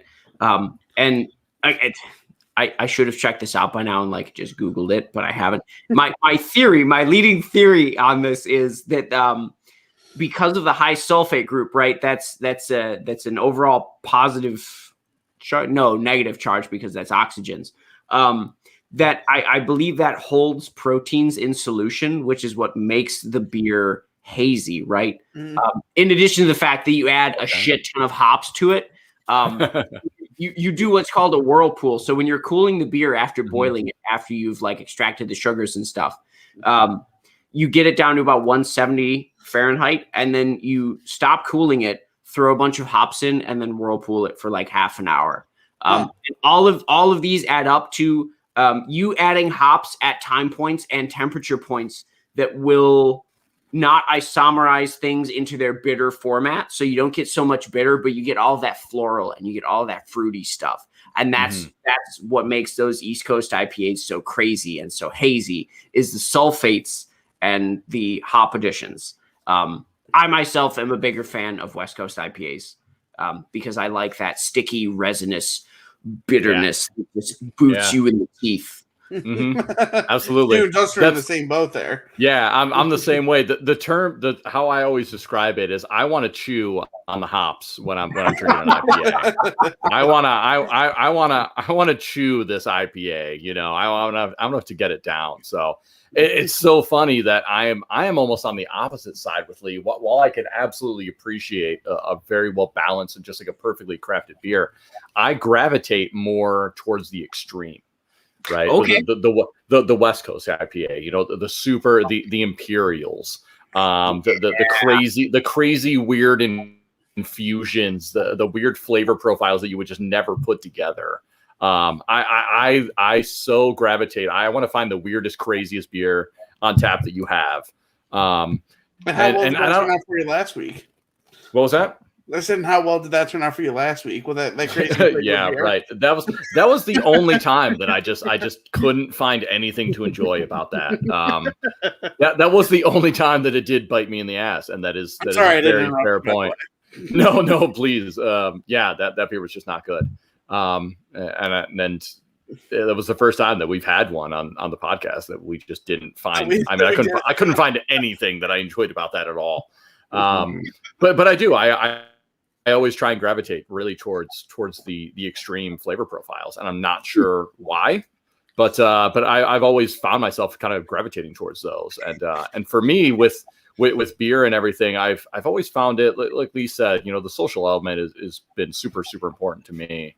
Yeah. It's not a necessity, but it's a great gateway. It's a great excuse to sit down and have conversations. The catchphrase, if you will, kind of the call tag behind us is that we enjoy craft beer. We like good beer, but we like better conversations. And it's a great excuse to sit down, like I said, to sit at a bar and pick somebody's brain, But for me, really, the community too behind it is something that I don't think I realized how much, just how close and tight knit and open everybody is in the craft beer community. Not only for people who enjoy it, but people behind the scenes that make it and brew it. As you said, kind of talking to a bartender, say, hey, is the brewmaster here? And everybody that we've interacted with, that we've talked to and come across, before we were doing this podcast, and even so much after since we started, has been so open and welcome to sharing their passion, sharing their story with anybody who's willing to listen. And it's been so refreshing to see that in a time where it's easy to become so disconnected to the people around you. It's been really, really refreshing for us, especially in the times that we find ourselves. Man, I feel like I got very deep there, very, very philosophical. No, I appreciate that. I do. Because I feel like a lot of people in the brewing world are very passionate and they are very willing to talk about that. Mm-hmm. And I don't want to poo-poo anybody, but you talk about something you're passionate to, and you can immediately tell when the person that's listening to you or that you're conversing with is like just kind of listening to you on the surface level, or actually taking in and understanding what you're saying and appreciating it. Not even if they don't understand it, they can appreciate it, right? Like you can tell someone that you love and care for very much about something you're very passionate about, even if they don't understand a lick of what you just said, they can be excited for you because they know that you care. Yeah. But a question for you, Justin, is the extremity that you enjoy in your adventures tasting beer. Is it like, can you go back to the same extremity repeatedly and enjoy it? Or do you always seek out a new extremity, like something else? This is a different beer. This is a different flavor extreme that I've tasted now. Like a different high. Great. Ooh, yeah. Wow. Almost chasing the dragon kind of ask. I actually... Oh man. No, one great question. No, I found that I can. I really can. I think there's a lot of beers that I go to. I've been forcing myself to have more of an open mind, which hasn't been an issue, but it's so easy to fall into a comfort zone. Oh, goodness. Say, hey, I know what I like, and this is awesome, and I'm just going to stick to this. So in regards to the podcast that we're doing, I've been trying to expand my palate a little bit more and try new things that I wouldn't have tried, and reach out and just explore, and realizing that there is so many small varieties in the beer world that it's the opportunities are endless. There's so many new varieties and new things that people are trying that I could have a new beer every day and never run out, So I'm trying to keep that adventurous side, to try new beers all the time, but I can go back and know, hey, I love this beer. I know I love this one. This one's fantastic. I could drink it every day. So in that aspect, I don't have to try something new and then say, all right, well, I already had that, I'm on to the next one. I can still go back and enjoy. But I think one thing that was really cool when we were talking with Cloven Hoof with whatever that raspberry beer was, I'm killing myself for not. I think, for not remembering exactly what it was, but it's really cool. Remember how pink it was? Oh my God, it was so fluorescent. It was intoxicating. It drew you in. You saw it from across the room. Like, what is that? Valentine, like something. Yeah, like it was something great. But it's really cool to see the availability, the openness, and kind of opening up the door to get into the craft beer world, because it has to a lot of people that negative connotation, right? The beer snobs, that are the old South Park episode where they're sniffing their own farts, kind of thing. It's always had that negative connotation to a lot of people, but the craft beer world really is opening up its world, and there is always something for somebody. There you go. Lacey got it. Blood for My Valentine was the name of the beer from Cloven Hoof Brewing Company in Ashtabula, Ohio. It was fantastic. Yes, we loved it. And my wife is not a huge beer drinker and not into the craft beers like I am. Every once in a while, I'll convince her to take a sip or smell one of mine, and she kind of passes it over. But even she, oh yeah, right. And she's like, no. Most of the time, she'll at least smell it, and she's like, no, not a chance. Not even. But there really is. There's something for everybody. There really is, man. For every palate, there's. And there's no hate. There's no like, you drink, you only like sours or you only like stouts. Like it's like everybody, it's different strokes for different folks. It's super open. And because I think like there are individuals within the community that were like that, but I haven't, and I don't think anybody that makes the product is like that. I think I think it's the people that are like the hipsters and like, well, if we're not drinking this, then what are you drinking? But nobody that we have met that like actually brews the product or sells or markets the product is actually like that at all. It's just certain members of the community that are like that. I think that's everything. Purists. You'll always run into a couple bad apples, but for the most part, the community is so welcoming to try and share what it is that they do. And find something that you're going to enjoy. That's really what it's all about.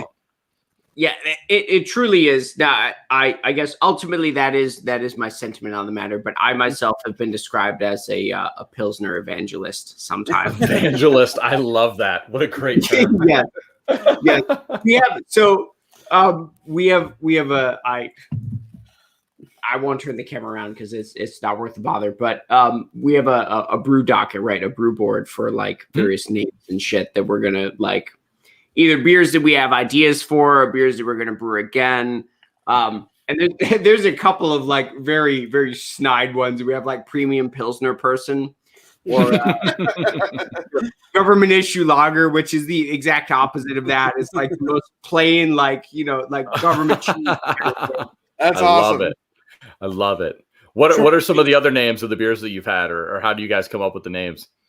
Oh goodness. I mean, it's always a one-off of just something that comes up in conversation, right? Like, what is that classic rock song that's that classic rock song. It's Panama by Van Halen. That's the only one they play on the radio. All right, that disappoints me if NCX has really devolved that much.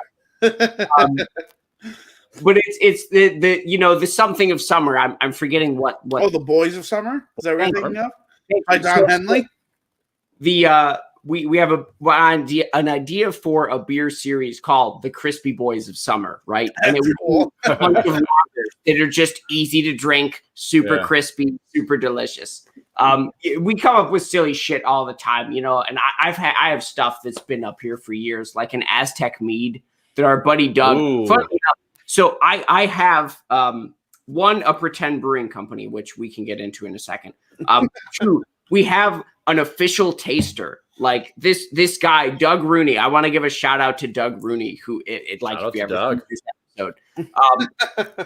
We met him on an off chance at Swiftwater Brewing Company on Mount Hope. Another shout out, Swiftwater Brewing. Yeah, Swiftwater, absolutely. I know that. Brewmaster of Swiftwater Brewing Company. He has given me a ton of advice on my own beers and brewing. That's awesome. Really serve to improve, my game. Our game, Nick's and my game.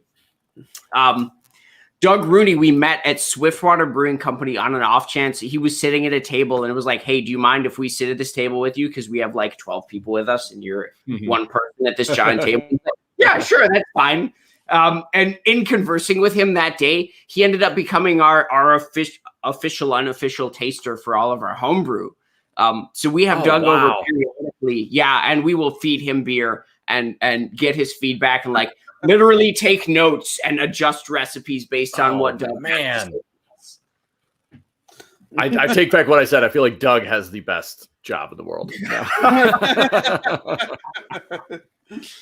That is awesome. Right on. Now, do you guys have a official or unofficial name for the homebrews that you do? Yeah. Well, so you mean just the beers? Oh, I mean everything. Sure. Yeah. So I'll show you. Someone was kind enough to make for me. She does ceramics. It's someone I work with at work. I source cells for her every now and then. She does ceramics. She made for me a stein with my logo and my name on it. That is cool. Yeah, that is fantastic. Heartwood Brewing. I like the name too. Yeah. So the idea behind it is right. Heartwood in a tree is the more desirable wood. Heartwood is what's at the center of the tree, which is actually not alive, and it's what the tree has put all of its waste products into. Sure. But having put all of its waste products into, that wood is super hard and super impermeable to various things. But more importantly, it's aesthetically beautiful. So I decided, I thought rather, that I would like my beer to be as desirable as Heartwood. And not only that, but I would like to get to the core of brewing with what I do in making beer. Yes. I know it's a little cheesy. It's a little sappy. No, it's not. It's awesome. It's fantastic. Cool, yeah. There are so many people right now that are like, damn, why didn't I think of that? That is awesome. Right. That is so cool. I love that name. It is what's the word? I have it on lock, like the LLC is locked down. So if beautiful. There you go. Yeah. A brewing company. Yeah, like I paid the government money to make sure that no one can do that. Yes. Oh my God, I love it. Tell me about a little bit about the logo there. I saw it on the sign. So yeah, let me grab it again, I guess. The logo. Yeah, sorry, I tried to catch you before you put it back. No, that's all right. So we actually had we have a friend, Taylor Kaiser, another shout out. She lives in Colorado with her boyfriend now.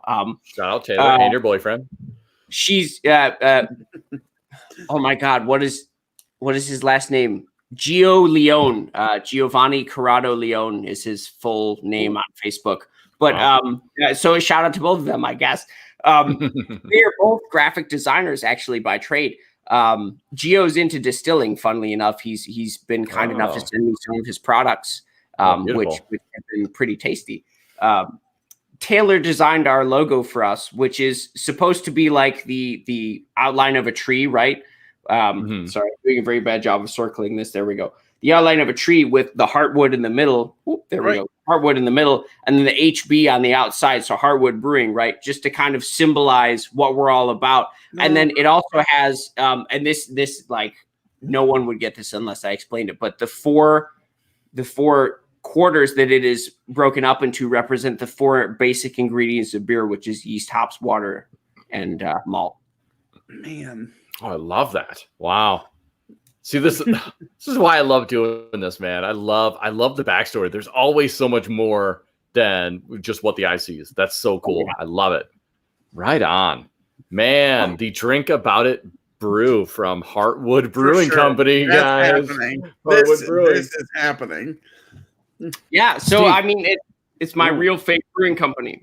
I love it. I don't know about fake, man. You got barrel aged in your own house. Like that is. You have a logo that makes it real in itself. Right. If you have a logo, it's real. I have legit stickers too. Oh, we got to get some stickers. Oh, we got to get stickers. We'll send a bunch up for you. I think. I think actually, me or my wife are going up to Rochester, so we'll swing by and drop some off for you, man. Oh, right man, on. We got to get some. So we got to get a sticker swap going. Let me see if I can show everybody. I'm going to try and move my camera. I don't know. Let me see how this works. So yeah, sure, I can see that. We're slowly trying to add to our collection to what was my wife's computer that I've slowly taken over simply for the podcast reasons.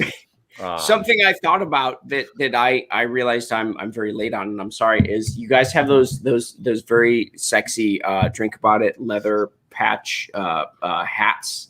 Yes. Well, they're coming very soon. We have a ton on order right now that should be coming up. We just got them remade with a different company, so we could have ordered more. Full transparency, the original ones that we ordered. Let me see. I have one right here. Oh, nice. The full ones. The first ones that we ordered were just they're fantastic quality, they're amazing, but the price point were just they were out of reach. Sure. They cost us way too much to make and buy, so that we couldn't really get them out to everybody. So we found a new company, recommendation from our friends that we talk about all the time, Humble Beginnings Coffee Company.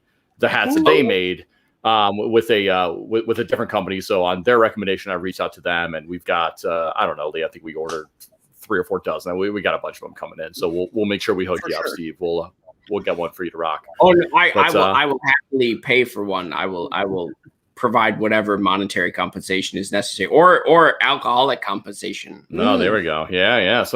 I'm always a fan of the barter system. So very true, very true. So now that we've determined that Heartwood is going to produce the first Drink About It beer, what are our thoughts here, gentlemen? Let's do this live. What do we think? What would be a good beer, Steve, in your opinion, that would represent the Drink About It podcast? All right, so I know you're going to say Pilsner. No. Can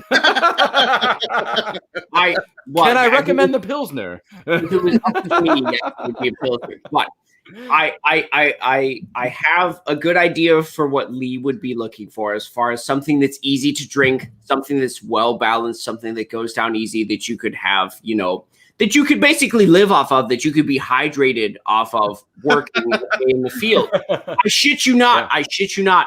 There are accounts and reasons for various styles of beer, literally to keep workers hydrated in the fields.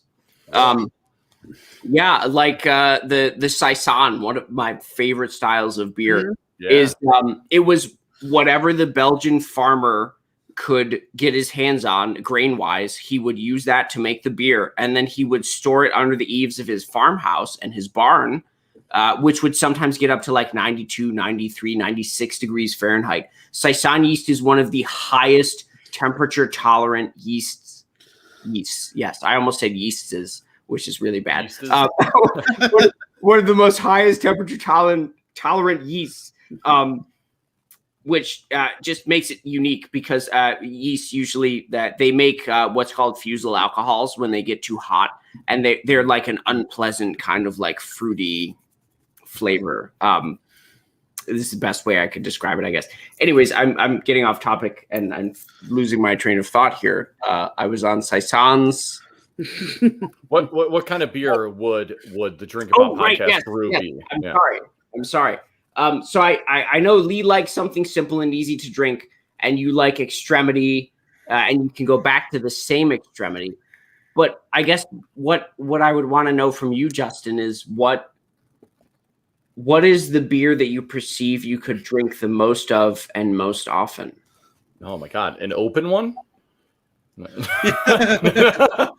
No, I love the idea and what we are trying to produce here by putting this podcast out into the world is something that is approachable, that everybody can have, that is easy to put down, that will appeal to the masses, is really what we're going for. So I enjoy something that is simple, that is done extremely well. I love the pride and the craftsmanship there, but I also, like I said, I love something that everybody can enjoy, that isn't something, doesn't have this big gate in front of it, that it isn't hard, that isn't not approachable, I guess. So what? Sorry, I didn't mean to interrupt you there. It would definitely be a beery beer, not to be vague about it, but like it wouldn't have to be a Pilsner, right?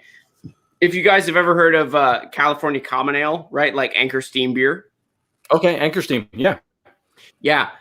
Anchor Steam beer is a, if I'm remembering correctly, I sure as hell hope I am. Anchor Steam beer is a California Common, which the history of is some dude in California, I think San Francisco specifically, was making beer in his basement, and he just did it consistently enough and long enough that the yeast kind of took to the conditions he was exposing it to. And it's a lager yeast, but it lagers at a much higher temperature than a typical lager yeast lagers at. So it produces this very strangely clean beer without you having to go through the typical hoops you have to jump through to make a lager. Okay. And I feel like that might be what you guys would shoot for if you're looking for something that would please everybody, that would be something sort of anyone could try and approach if they remotely liked beer and they would enjoy to drink it and maybe ask for another glass. Is a quote unquote common beer. I love that. Here's the follow-up to that. Have you ever brewed one? Yeah, so I have a recipe that I call the Upstate Common. The Upstate Common. Okay. Yeah, I figured, I made it. I designed it in upstate New York, and I made it. It's admittedly very close to a California Common, but it's features a good amount of Cascade hops versus yes, whatever a California Common might feature, which could be Cascade hops, but having not done, or at least not remembering the research, I couldn't say for definite. That's what I love here. We always like to get everybody boozed up and and test their knowledge. It's I love that idea. That's fantastic. Lee, that sounds like it's right up our alley, man. Oh, I think so too. I think you hit the nail on the head there, Steve. I think that's perfect. So if the offer still stands, my friend, I would love to take you up on that. I think it'd be a really fun project to get involved in and see if we can make something special here. Yeah, I mean, I've get up there and help got all sorts of ideas. I did White Labs, for what it's worth to you, which is probably nothing, is one of my favorite yeast suppliers. They do what's called this perfect pitch pouch, which is an amazing thing. They grow yeast in a pouch that has never touched, seen, smelled, however yeast perceives the outside world. They inoculate the pouch, like perfectly sterilely, and it's like a I imagine like a syringe going into a plastic little pouch and like depositing some yeast and then coming back out, and it gets immediately sealed. And they give you this pouch, and you just let it warm up to room temperature the entire time that you're brewing your beer. And when you're ready to pitch your yeast into your beer, you cut the top off, pitch your yeast in, and that yeast has never seen or touched the outside world until the point that you put it into your beer. Oh, wow.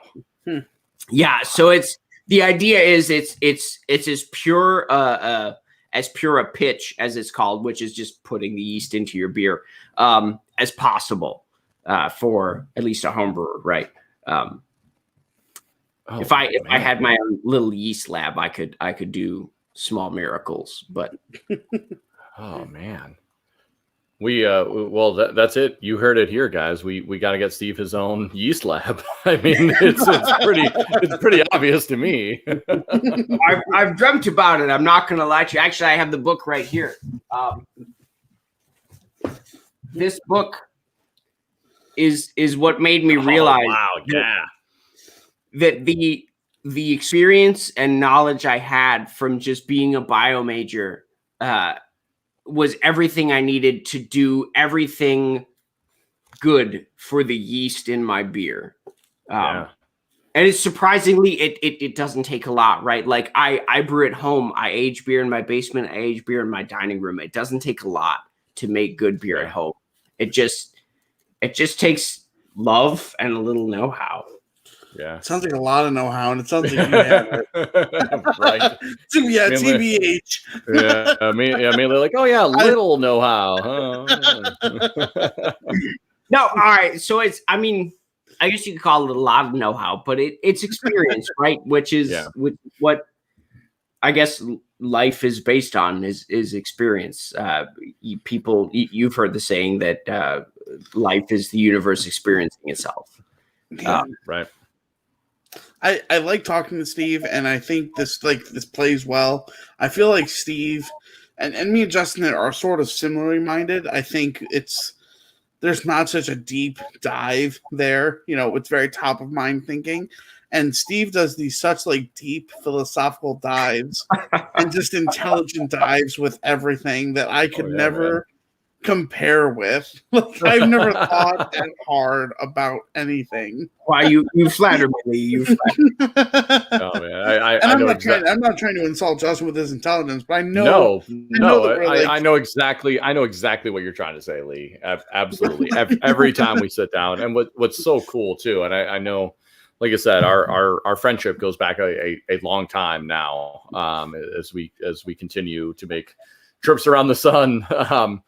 And it's so cool. It's great that we can sit down, like I said, haven't all been together in a setting all together in years, and just step right into it again. So it's so fantastic to sit down with you guys all again, and hopefully we can all get together at some point here. I think it's going to happen this summer in the near future. Yeah, we'll make it happen. You know, we'll put something in place now. Absolutely. This has been so cool. I felt like I've probably learned more and enjoyed this episode, and as opposed to the last few that we've done. Steve, it's sure an absolute pleasure. No, go ahead, Lee. I was talking to Steve last night. We talked for a little while, and I love doing the episodes that are live too, at the brewing companies that we do. I think those are fantastic. But I think the ones that are personally closest to me are the ones like this, where we get to talk to our friends or like your old Coast Guard buddies. These are so near and dear to my heart because they're the people that we love and that we want to be around. And it's so fantastic to have like these people on the episodes. You know, and it's just so much fun, and that's exactly what we wanted to do with this: just sit down and talk and just share our whatever we want with everyone, and it's just so much fun. Yeah, we've and I've used this as a description to a lot of people, is that we use this as an excuse, really, to hang out, to get together, to talk, to share beers. When we all started this, and it was just me and Lee for the first couple of weeks, is like we've always stayed in touch, but we hang out and we talk so much more now because of this, you know. For sure. And it's a great on a very regular basis, right? Yeah, and it's an excuse for us to get together and continue our friendship. So it's been a great tool for us that we use. Oh man, we've got to talk about this episode, or we got to redo our logo, or we got to plan for this next one. And really, it's just an excuse, like I said, to hang out with good friends and share a couple of beers and share old stories, learn new. So it's been a lot of fun, and I think we got something going here. Whether it's just us and a couple of people tuning in every episode, I think we're gonna stick to it for quite some time. Yeah, I agree. I hope you guys certainly do. And I suppose, at the risk of being selfish, I guess, self-interested, I would love to be a recurring guest on your show. Oh, absolutely. Honestly, Steve, please, we would love it. Like I said, even some of the insight. Like I said, when we're sitting down with these brewmasters, it'd be great to have some curated questions and some. Yeah. To have you join on and to learn from them. Like I said, I know you're an ever student, like I try to be as well, and try and pick up from anybody and everybody I interact with. So we'd love to have you on and to get your insight on everything, really. Well, anytime you want. I usually am pretty flexible in my schedule. But I love that term that you just used, the ever student. So I feel like it's a very important concept that, again, I don't want to seem like I'm poo-pooing people, but a lot of people just overlook or poo-poo themselves, or just don't think about, is that literally everything you encounter in life is holding out information to you if you're just willing to look at it and see it in. It's a learning experience. Every mistake, every failure, every success is a learning experience. Well, like literally, even like down to billboards you pass on the highway could inform you in ways that you would be entirely surprised about. For sure. And and anyways, I forget exactly where I'm going with that, but. Welcome to what we do every week, man. It's I'm switching to whiskey, and all of a sudden I can't remember what the fuck I'm talking about. Listen, man. That's the best point about it. We always get to that point, and it's always so much fun. People think that like what I do is easy, but I'll sit here and drink. I've had like 6 beers now. It is a task for you guys that I share every week with you. Like right. We do this. We put ourselves through this for you guys. For you. Really, it's what we do. My ass is on the line. People. But no, it's always so much fun because it you can see, and probably it's always great going back to it. You can watch the evolution as the episode goes on, and 3 or 4 more drinks and inhibitions go by, and you're reminded of something, and it's so much fun every time to go back and watch that, and that's really what it's all about. It opens people's up, people's. Wow, there we go. See, that's how it is. It happens. Every episode we get a couple of beers in, and we turn into Neanderthals. You are technically not incorrect by saying people's. People, you're right. I appreciate you trying to save me there. No, I mean, I look, I'm very much one for all the obscure little things in language that you can find and exploit, I guess. So as the nicest way, like the word nerd. Yeah, sure. No, it's really fun though. When you just like you use a word and you start thinking about the roots, and there's like 1 or 2 roots in that word, and you examine those, and they usually go back to like Latin or Greek. Sure, for sure. Yeah, right. But it's a lot of fun because I've noticed that exploring word origins opens up a lot of poetic interpretation, and at least from my own point of view. It's really increased the enjoyment I get out of language itself. Even reading like things that people didn't intend to be poetic, I will find poetic value in and thus enjoy it. Sure. Yeah, growing up, my sister was always the perfect English. Really took to linguistics very, very well. Very, very into grammar, and I really never was. But in my professional life, and as I've matured, I've found so much enjoyment in the exact same thing of really diving down and dissecting language that we use every day, and really just the small little nuances to it. It's really amazing. It really is. It's a weird passion of mine that I didn't ever think would manifest itself. Especially 10, 20 years ago, whenever it was. Growing up, I would have never have thought that I would enjoy it as much as I do now. So it's just how it is. That's the evolution of it, As we continue to grow and mature, you find things that you enjoy and you like, Yeah, I'm glad you've discovered it. It's because it truly is a joy, I think. I agree. Language in general, I mean, it's right. It's 1 degree of separation away from the operation of the brain itself, because that's your mode of understanding things, right? Especially if you're like a single language person, which like I consider myself. Unfortunately, I am in English. I'm just so deeply rooted in English that I find it hard to do any other language without like translating from, like example, German to English, and then I understand it. And then I can go from English to German, and then I can speak the German, right? Which is very poor. I only took 3 years of German, and I haven't used it a lot. But I get the intuitive sense that I'm so deeply rooted in English that I couldn't do any other language. I couldn't do any other language justice.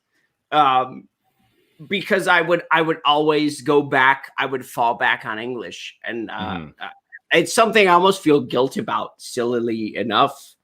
No, that makes sense. Yeah, no, yeah. I totally understand. And when we were saying about the translation side, I was talking with a gentleman this week, actually, from India, who I believe when in our conversation, I believe he so he speaks 6, maybe 7 different languages, and explaining that while, which is amazing, right? And is explaining kind of the process of why it takes a lot of people who speak different languages, why it takes them some time to understand and to react and interpret because of that internal process that's going on. If they have to translate the second language, which many of them are, is English, to their native language, understand it, then take their response, translate it again, and then speak it, that it may take them a little bit longer to fully understand and to respond to what you're saying, which is amazing to me. Again, not being only a single language speaker, having taken years of foreign language, as Lee knows. He was laughing when you said it taking 3 years. He took 4. I took 4 and I know nothing of French. Lee took 4, knows nothing. I took 3 and know even less. I was the absolute worst student in foreign language that there has ever been. Well, Celtimage, right? Celtimage. Sure. No idea. Yep. Yeah, no, sorry, I have no idea. Shout out to Madame Brandis, who she really was the best. Who graciously passed me in French in high school when I had no business ever going on past the initial class. So thank you, her, and thank you to my sister for setting a great reputation with her, which is probably the reason why she passed me. Oh, it's great. Oh, it's so funny. Yeah. Well, gentlemen, I believe we could probably sit here for another 5 or 6 hours talking, but I think 2 hours may be where we should probably draw the line on our episode with our listeners here. So, Steve, I agree. If you would love to, I think I would absolutely love to have you on as a recurring guest. I think that would be fantastic. We could probably squeeze you out for a whole nother 15 more episodes on various topics. But I'm very excited at the prospect of creating our own brew with you at the helm. Absolutely. I think that would be fantastic. I'm very, very interested in that. I think we could come up with something really, really cool. I love your idea of doing kind of that common ale as you were explaining. I think that really that resonates with me and what we're trying to build here. So, as if you've listened to any of our episodes, Steve, you know what's coming up now. And Lee knows what's coming up. It is the patented closure that I drop on Lee every week that he has never in 15 fucking episodes ever prepared for. That's what we love, though. That's why we're here. That is why everybody tunes in, is for the very final closing moments of Lee giving us our patented. Fumble through this. I love it because I normally do the intros when we're completely sober. And I make you do the outros after I love it though. The only thing I don't like I had to edit an episode and it was just like editing out all the yeah. Oh yeah, for sure. It's true. You did an awesome job. So Lee has taken over some of our editing. For anybody who doesn't know, we talked about that. So Lee is diving in and learning and playing around with some of the edits that we've done with our episodes once we put them out on Spotify, Google Podcasts, and Apple Podcasts, Stitcher, anywhere that you find music or podcast, we are available as well. You can go back and watch the live stream that we're doing right now on Facebook, YouTube, and Twitch. We should really probably, dude. I know this is funny. We should probably do more on like YouTube and Twitch, right? We do like everything on Facebook though. I appreciate your guys' promiscuity in the streaming. From this perspective of things. Not gonna lie, promiscuity is one of my favorite words. Great word. What's the song? I see that song with like Nelly Furtado. Promiscuous girl. You always know. It's specifically because apes, like we humans, are very promiscuous. The second thing is, we should totally do a Twitch stream. That would be fun. That would be so much fun. We should do that for a brew day. That would be cool, right? Cool. Yeah, for sure. A brew day. Oh my god! I just remembered something from the brew day when you talked about this. I wanted to ask this before, and I totally forgot. I was probably waiting, and we transitioned to something else. So I used to go over for a friend of ours when I was stationed in Rochester. lo and behold, I actually lived in Greece, right by like Charlotte Beach, right? So which is funny, everybody knows. So Charlotte is Charlotte, but upstate New York has fun little variances in what they call words, which I won't get into because I'll say some very, very nasty things about it. But I digress. I used to go over for a brew day at a good friend of ours that I was stationed with. And after the brewing process, his wife would make cookies with some of the mash. Oh, if I'm using the term correctly. No, you are absolutely correct. And it was my favorite part of the process. I used to go over there and I would learn a bunch. And I love. He had an amazing homebrew setup. He had a CO2 system set up from his basement up into his kitchen. Probably five or six beers on tap at all times. Had his a nice sheet with all the ABV, the breakdown of everything, all the hops that were used in them.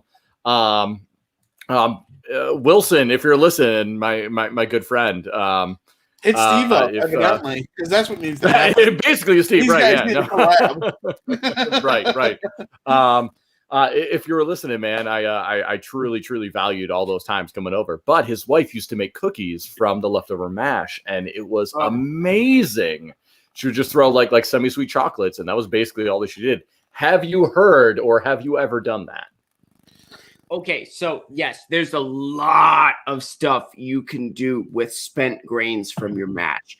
Mm-hmm. It is amazing feed for livestock, pigs, cows, whatever. Amazing feed.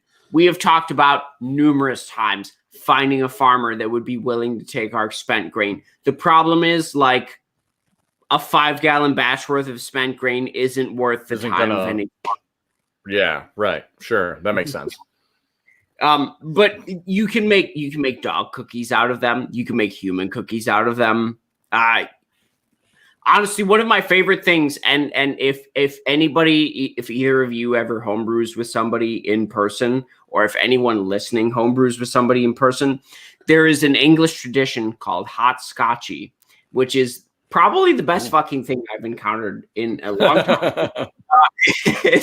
You take what's called the sweet wort. So the first extraction run that you do of sugars from your malt that you've just put hot water onto, that you've just had hot water on for an hour, right, is very sweet.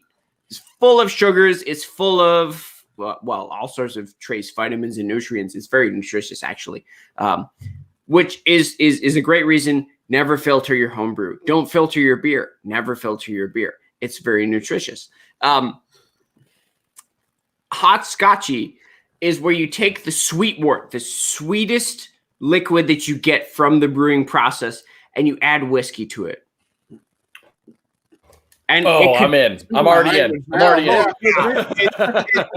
Whatever whiskey you want. It could be Scotch. It could be an American whiskey. It could be whatever you happen to be drinking that day. And depending on the beer, it totally changes the flavor profile. Sure. Right? It's so fun to experience. What I find is a lot of darker beers, stouts and porters, lend themselves more to hot scotchy than the lighter beers do. But if you have a beer that uses a lot of caramel malts, a lot of anything that leaves residual sweetness, residual sugars in your beer, in your wort, as it's called, WRRT, is the liquid, the sweet, like grain tea, basically, is called wort before it's got yeast pitched into it and it's properly beer. Yeah, it's beyond delicious. Oh my God. I've never heard of that, and I have to track that down. Oh my gosh. Now is this something that's mainly created by home brewers or brewers in that process, or is this something that you could potentially get your hands on? So it's an English tradition. Okay. Which is the term hot scotchy, right? Because the English are so close to the Scotch, they're so close to the actual fluid liquid drink scotch. They call it hot scotchy because they probably added scotch itself to their wheat wort. But you could do it yourself if you go to your local homebrew shop. I could email you the recipe, the time points and the temperature points that you have to hit in order to make hot scotchy, because it's I know I'm taking up more time than probably you. No, please. This is I'm all about this right now. I'm so excited. But so to extract the sugars from malt, it's just a matter of taking advantage of the temperature preference of the enzymes that exist within the grain itself, right? So the barley grains, each barley kernel has a bunch of enzymes that want to break down starches into sugars in order to make a new, like, blossoming, budding barley plant, right? But what we as brewers do is we take advantage of that and we break down all those starches into sugars and then use yeast to ferment them into alcohol, like the dirty bastards that we are. So you could get barley from, like, and I'm talking about 2-row base malt. I can send you an email with all the details if you actually want to do this, but you can take a base malt, a 2-row barley base malt from any homebrew shop near you, and you can mash it at like 160 degrees Fahrenheit for 60 minutes, an hour and a half if you really wanted to do it. And then just run that off, find a way to filter out all of the grain bits. You obviously have to mill the grains, but find a way to filter out all the grain bits from the liquid and just run that. And it's a grain tea at that point. And it is the sweetest, most like nigh decadent thing you have tasted. And when you add whiskey to it, it's oh my God, this sounds so good. My God, this sounds so good. Yeah, it's astounding. Oh my God, this is amazing. That's, you know what? That sounds like that is the drink of the Drink About It podcast. For sure. That's hot scotchy. It's hot scotchy right there. Oh man. Drink About It hot scotchy. Yes. Oh my God, that sounds so good. I fantasized about making a recipe just for hot scotchy itself without having to make beer, as a, I guess, a byproduct, or have the hot scotchy be a byproduct of the beer making. Well, my friend, I think that dream's about to become a reality. Oh my God, that sounds so good. I can't believe I've never heard of that. That is amazing. That sounds so good. Look it up, because you could do it yourself in like a 2 to 3 gallon, cooking sauce pot. Oh man, yeah, I'm all for it. All right, bye, Lee. Lee's out. I'm guessing it's a piss break. Oh yeah, sure. I'm surprised he made it this long, to be honest. Well, so I've been drinking liquor the whole time, so right. Oh yeah, so you're good. I have to try that though. I've fallen off. Obviously, we've been drinking a whole lot more beer as of recent. But as I mentioned, I've always liked tequila, and we've been a couple of times. We take a lot of cruises with our family, me and my wife, a few times. So we've been in the Caribbean and in Mexico a few times, and every time I always love trying to find local tequilas and trying to learn a little bit more. I've definitely enjoyed that throughout the time, but I don't think I've ever seen that the bottle that you've had now with the mezcal. That looks really good. I'm gonna try that. It looked awesome. Yeah. So the funny thing is, there was one bottle that had the same like label style as this, right? It said Sombra in the same font, in the same label style as Astro, right? And it's got it on the ass end with like all the various info on it. And then the rest of them were the rib sort of bottle that I showed you guys earlier. Yeah. And I'm slightly suspicious that it was like a different distillery and a different liquor, but I suppose in the end I doubt it, because it was right next to, like, there was one bottle that was like the Astral, and the rest were that rib bottle with the smoky glass and the Sombra and the black label. Yeah. I gotcha. Right on. No, I'll have to try it out. Well, hey, last question before we get to, and we're probably gonna keep doing this shit. But the last question, which we didn't ask you though, besides our music question, is what is in Steve's world, besides, and I'm going to put the caveat on here, besides the Heartwood brews, what is your favorite brew of either all time or currently? What is your muse right now? What is the go-to beer for you? All right, so I guess again, and I don't mean to be a hipster about it, but I have a couple of answers. The go-to brew, like, consistently for me, is Pilsner Urquell. I can't recommend it enough. You can find it for people in Ohio, at least for people near Euclid /Willoughby/Wycliffe. You can find it at the State Liquor Store on 305 in Lakeshore. Okay. Wow. What a fantastically local reference to me. That was amazing. Yeah. They have Pilsner Urquell in 12 packs, and it's usually pretty fresh. I almost said young, but fresh is the right term. I can't give enough compliments to Pilsner Urquell. It's the perfect. So I think what we should do, since Steve is recommending this episode, next episode is going to be live with the Bad Tom Brewing. But I think the episode after that, we should definitely go to that liquor store, and that's what we're drinking. Yeah. So if you guys want to drink that along with us, if you can find it somewhere, that is what we're going to have on the week after that, for sure. Yeah, for real, absolutely.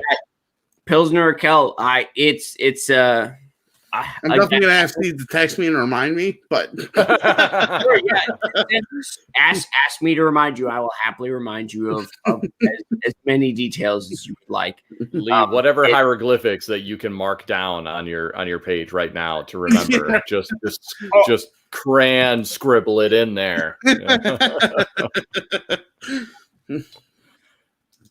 Well, I recall Lee's handwriting isn't that quite that bad. Oh no, it's bad. Oh, it's terrible. Oh, it's bad. Mine's probably worse. Maybe it wasn't bad in middle school because it was like we all wrote badly in middle school, but it's bad. Yeah, it's not the greatest. Pilsner Urquell, is that like Superman, like Kal-El? No, it's Urquell. Oh, common spelling. Quell. Okay. Yeah, it's like Urkel. So it's like Urquell. Actually, it's funny. The as it's described, the old fathers of the town of Czech. Well, not the town of Czech. I'm sorry, the town of Pilsen in the Czech Republic. They wanted to make what initially amounted to a dark beer, but they ended up arguing over the grain bill so much that it became a light beer. They brewed it, and it became the first Pilsner ever. Oh, wow. Yes. And it's made with, if anyone cares, if you guys care, if you ever notice, Czech Saaz, Saaz, Czech Saaz hops are one of my favorite hops. Really? Okay. All right. It's what's called a noble hop, which is a variety of hop that's been around for hundreds of years. There are many derivatives of it that are modern. I suppose there are many modern derivatives that are low alpha acid, low beta acid. Alpha acid is bitter. Beta acid is aromatic as far as like addition into beer, addition into boil. The alpha acids are the noble hops are incredibly well-balanced cultivars of hops that have been around for hundreds of years that still get used today because of their excellency. Wow. That's awesome. For sure. Sorry, I've learned so much. No, this is great. 15 minutes. No, man, we've got so, like I said, we've got so much to unpack here. We could squeeze you into 18, 20 more episodes here on your knowledge. Absolutely. So But before we go down another rabbit hole, though, let's throw it on to Lee for our patented. Let's do it. Take away, Lee, with our closure of our 15th episode. All right, you guys ready? Thank you guys so much. The warm up, the hand warm up, it's coming. All right. Thank you guys so much for listening and watching. It means so much to us. Please check us out on wherever you find podcasts, on Instagram, at Drink About a Podcast, Facebook, Drink About a Podcast. Anywhere you find podcasts, we're there. At Drink About a Podcast, we're YouTube. Check us out anywhere you watch or listen. Please leave a review. That means so much. And also check about that. We haven't talked about it all episode, but look at the drink brew, the brew bag. Check out brew bag and use our code Drink About It, no spaces, for 10% off on their website. And thank you guys again so much for listening. New episodes drop every week. Check us out and leave a review if you liked it. If you don't, let us know every time. Thanks, guys. Have a great week. Bye-bye. I sure as hell hope you guys liked it, because I got drunk enough for all of you. For sure. I'm there too, man. Oh, man, I love it. Awesome.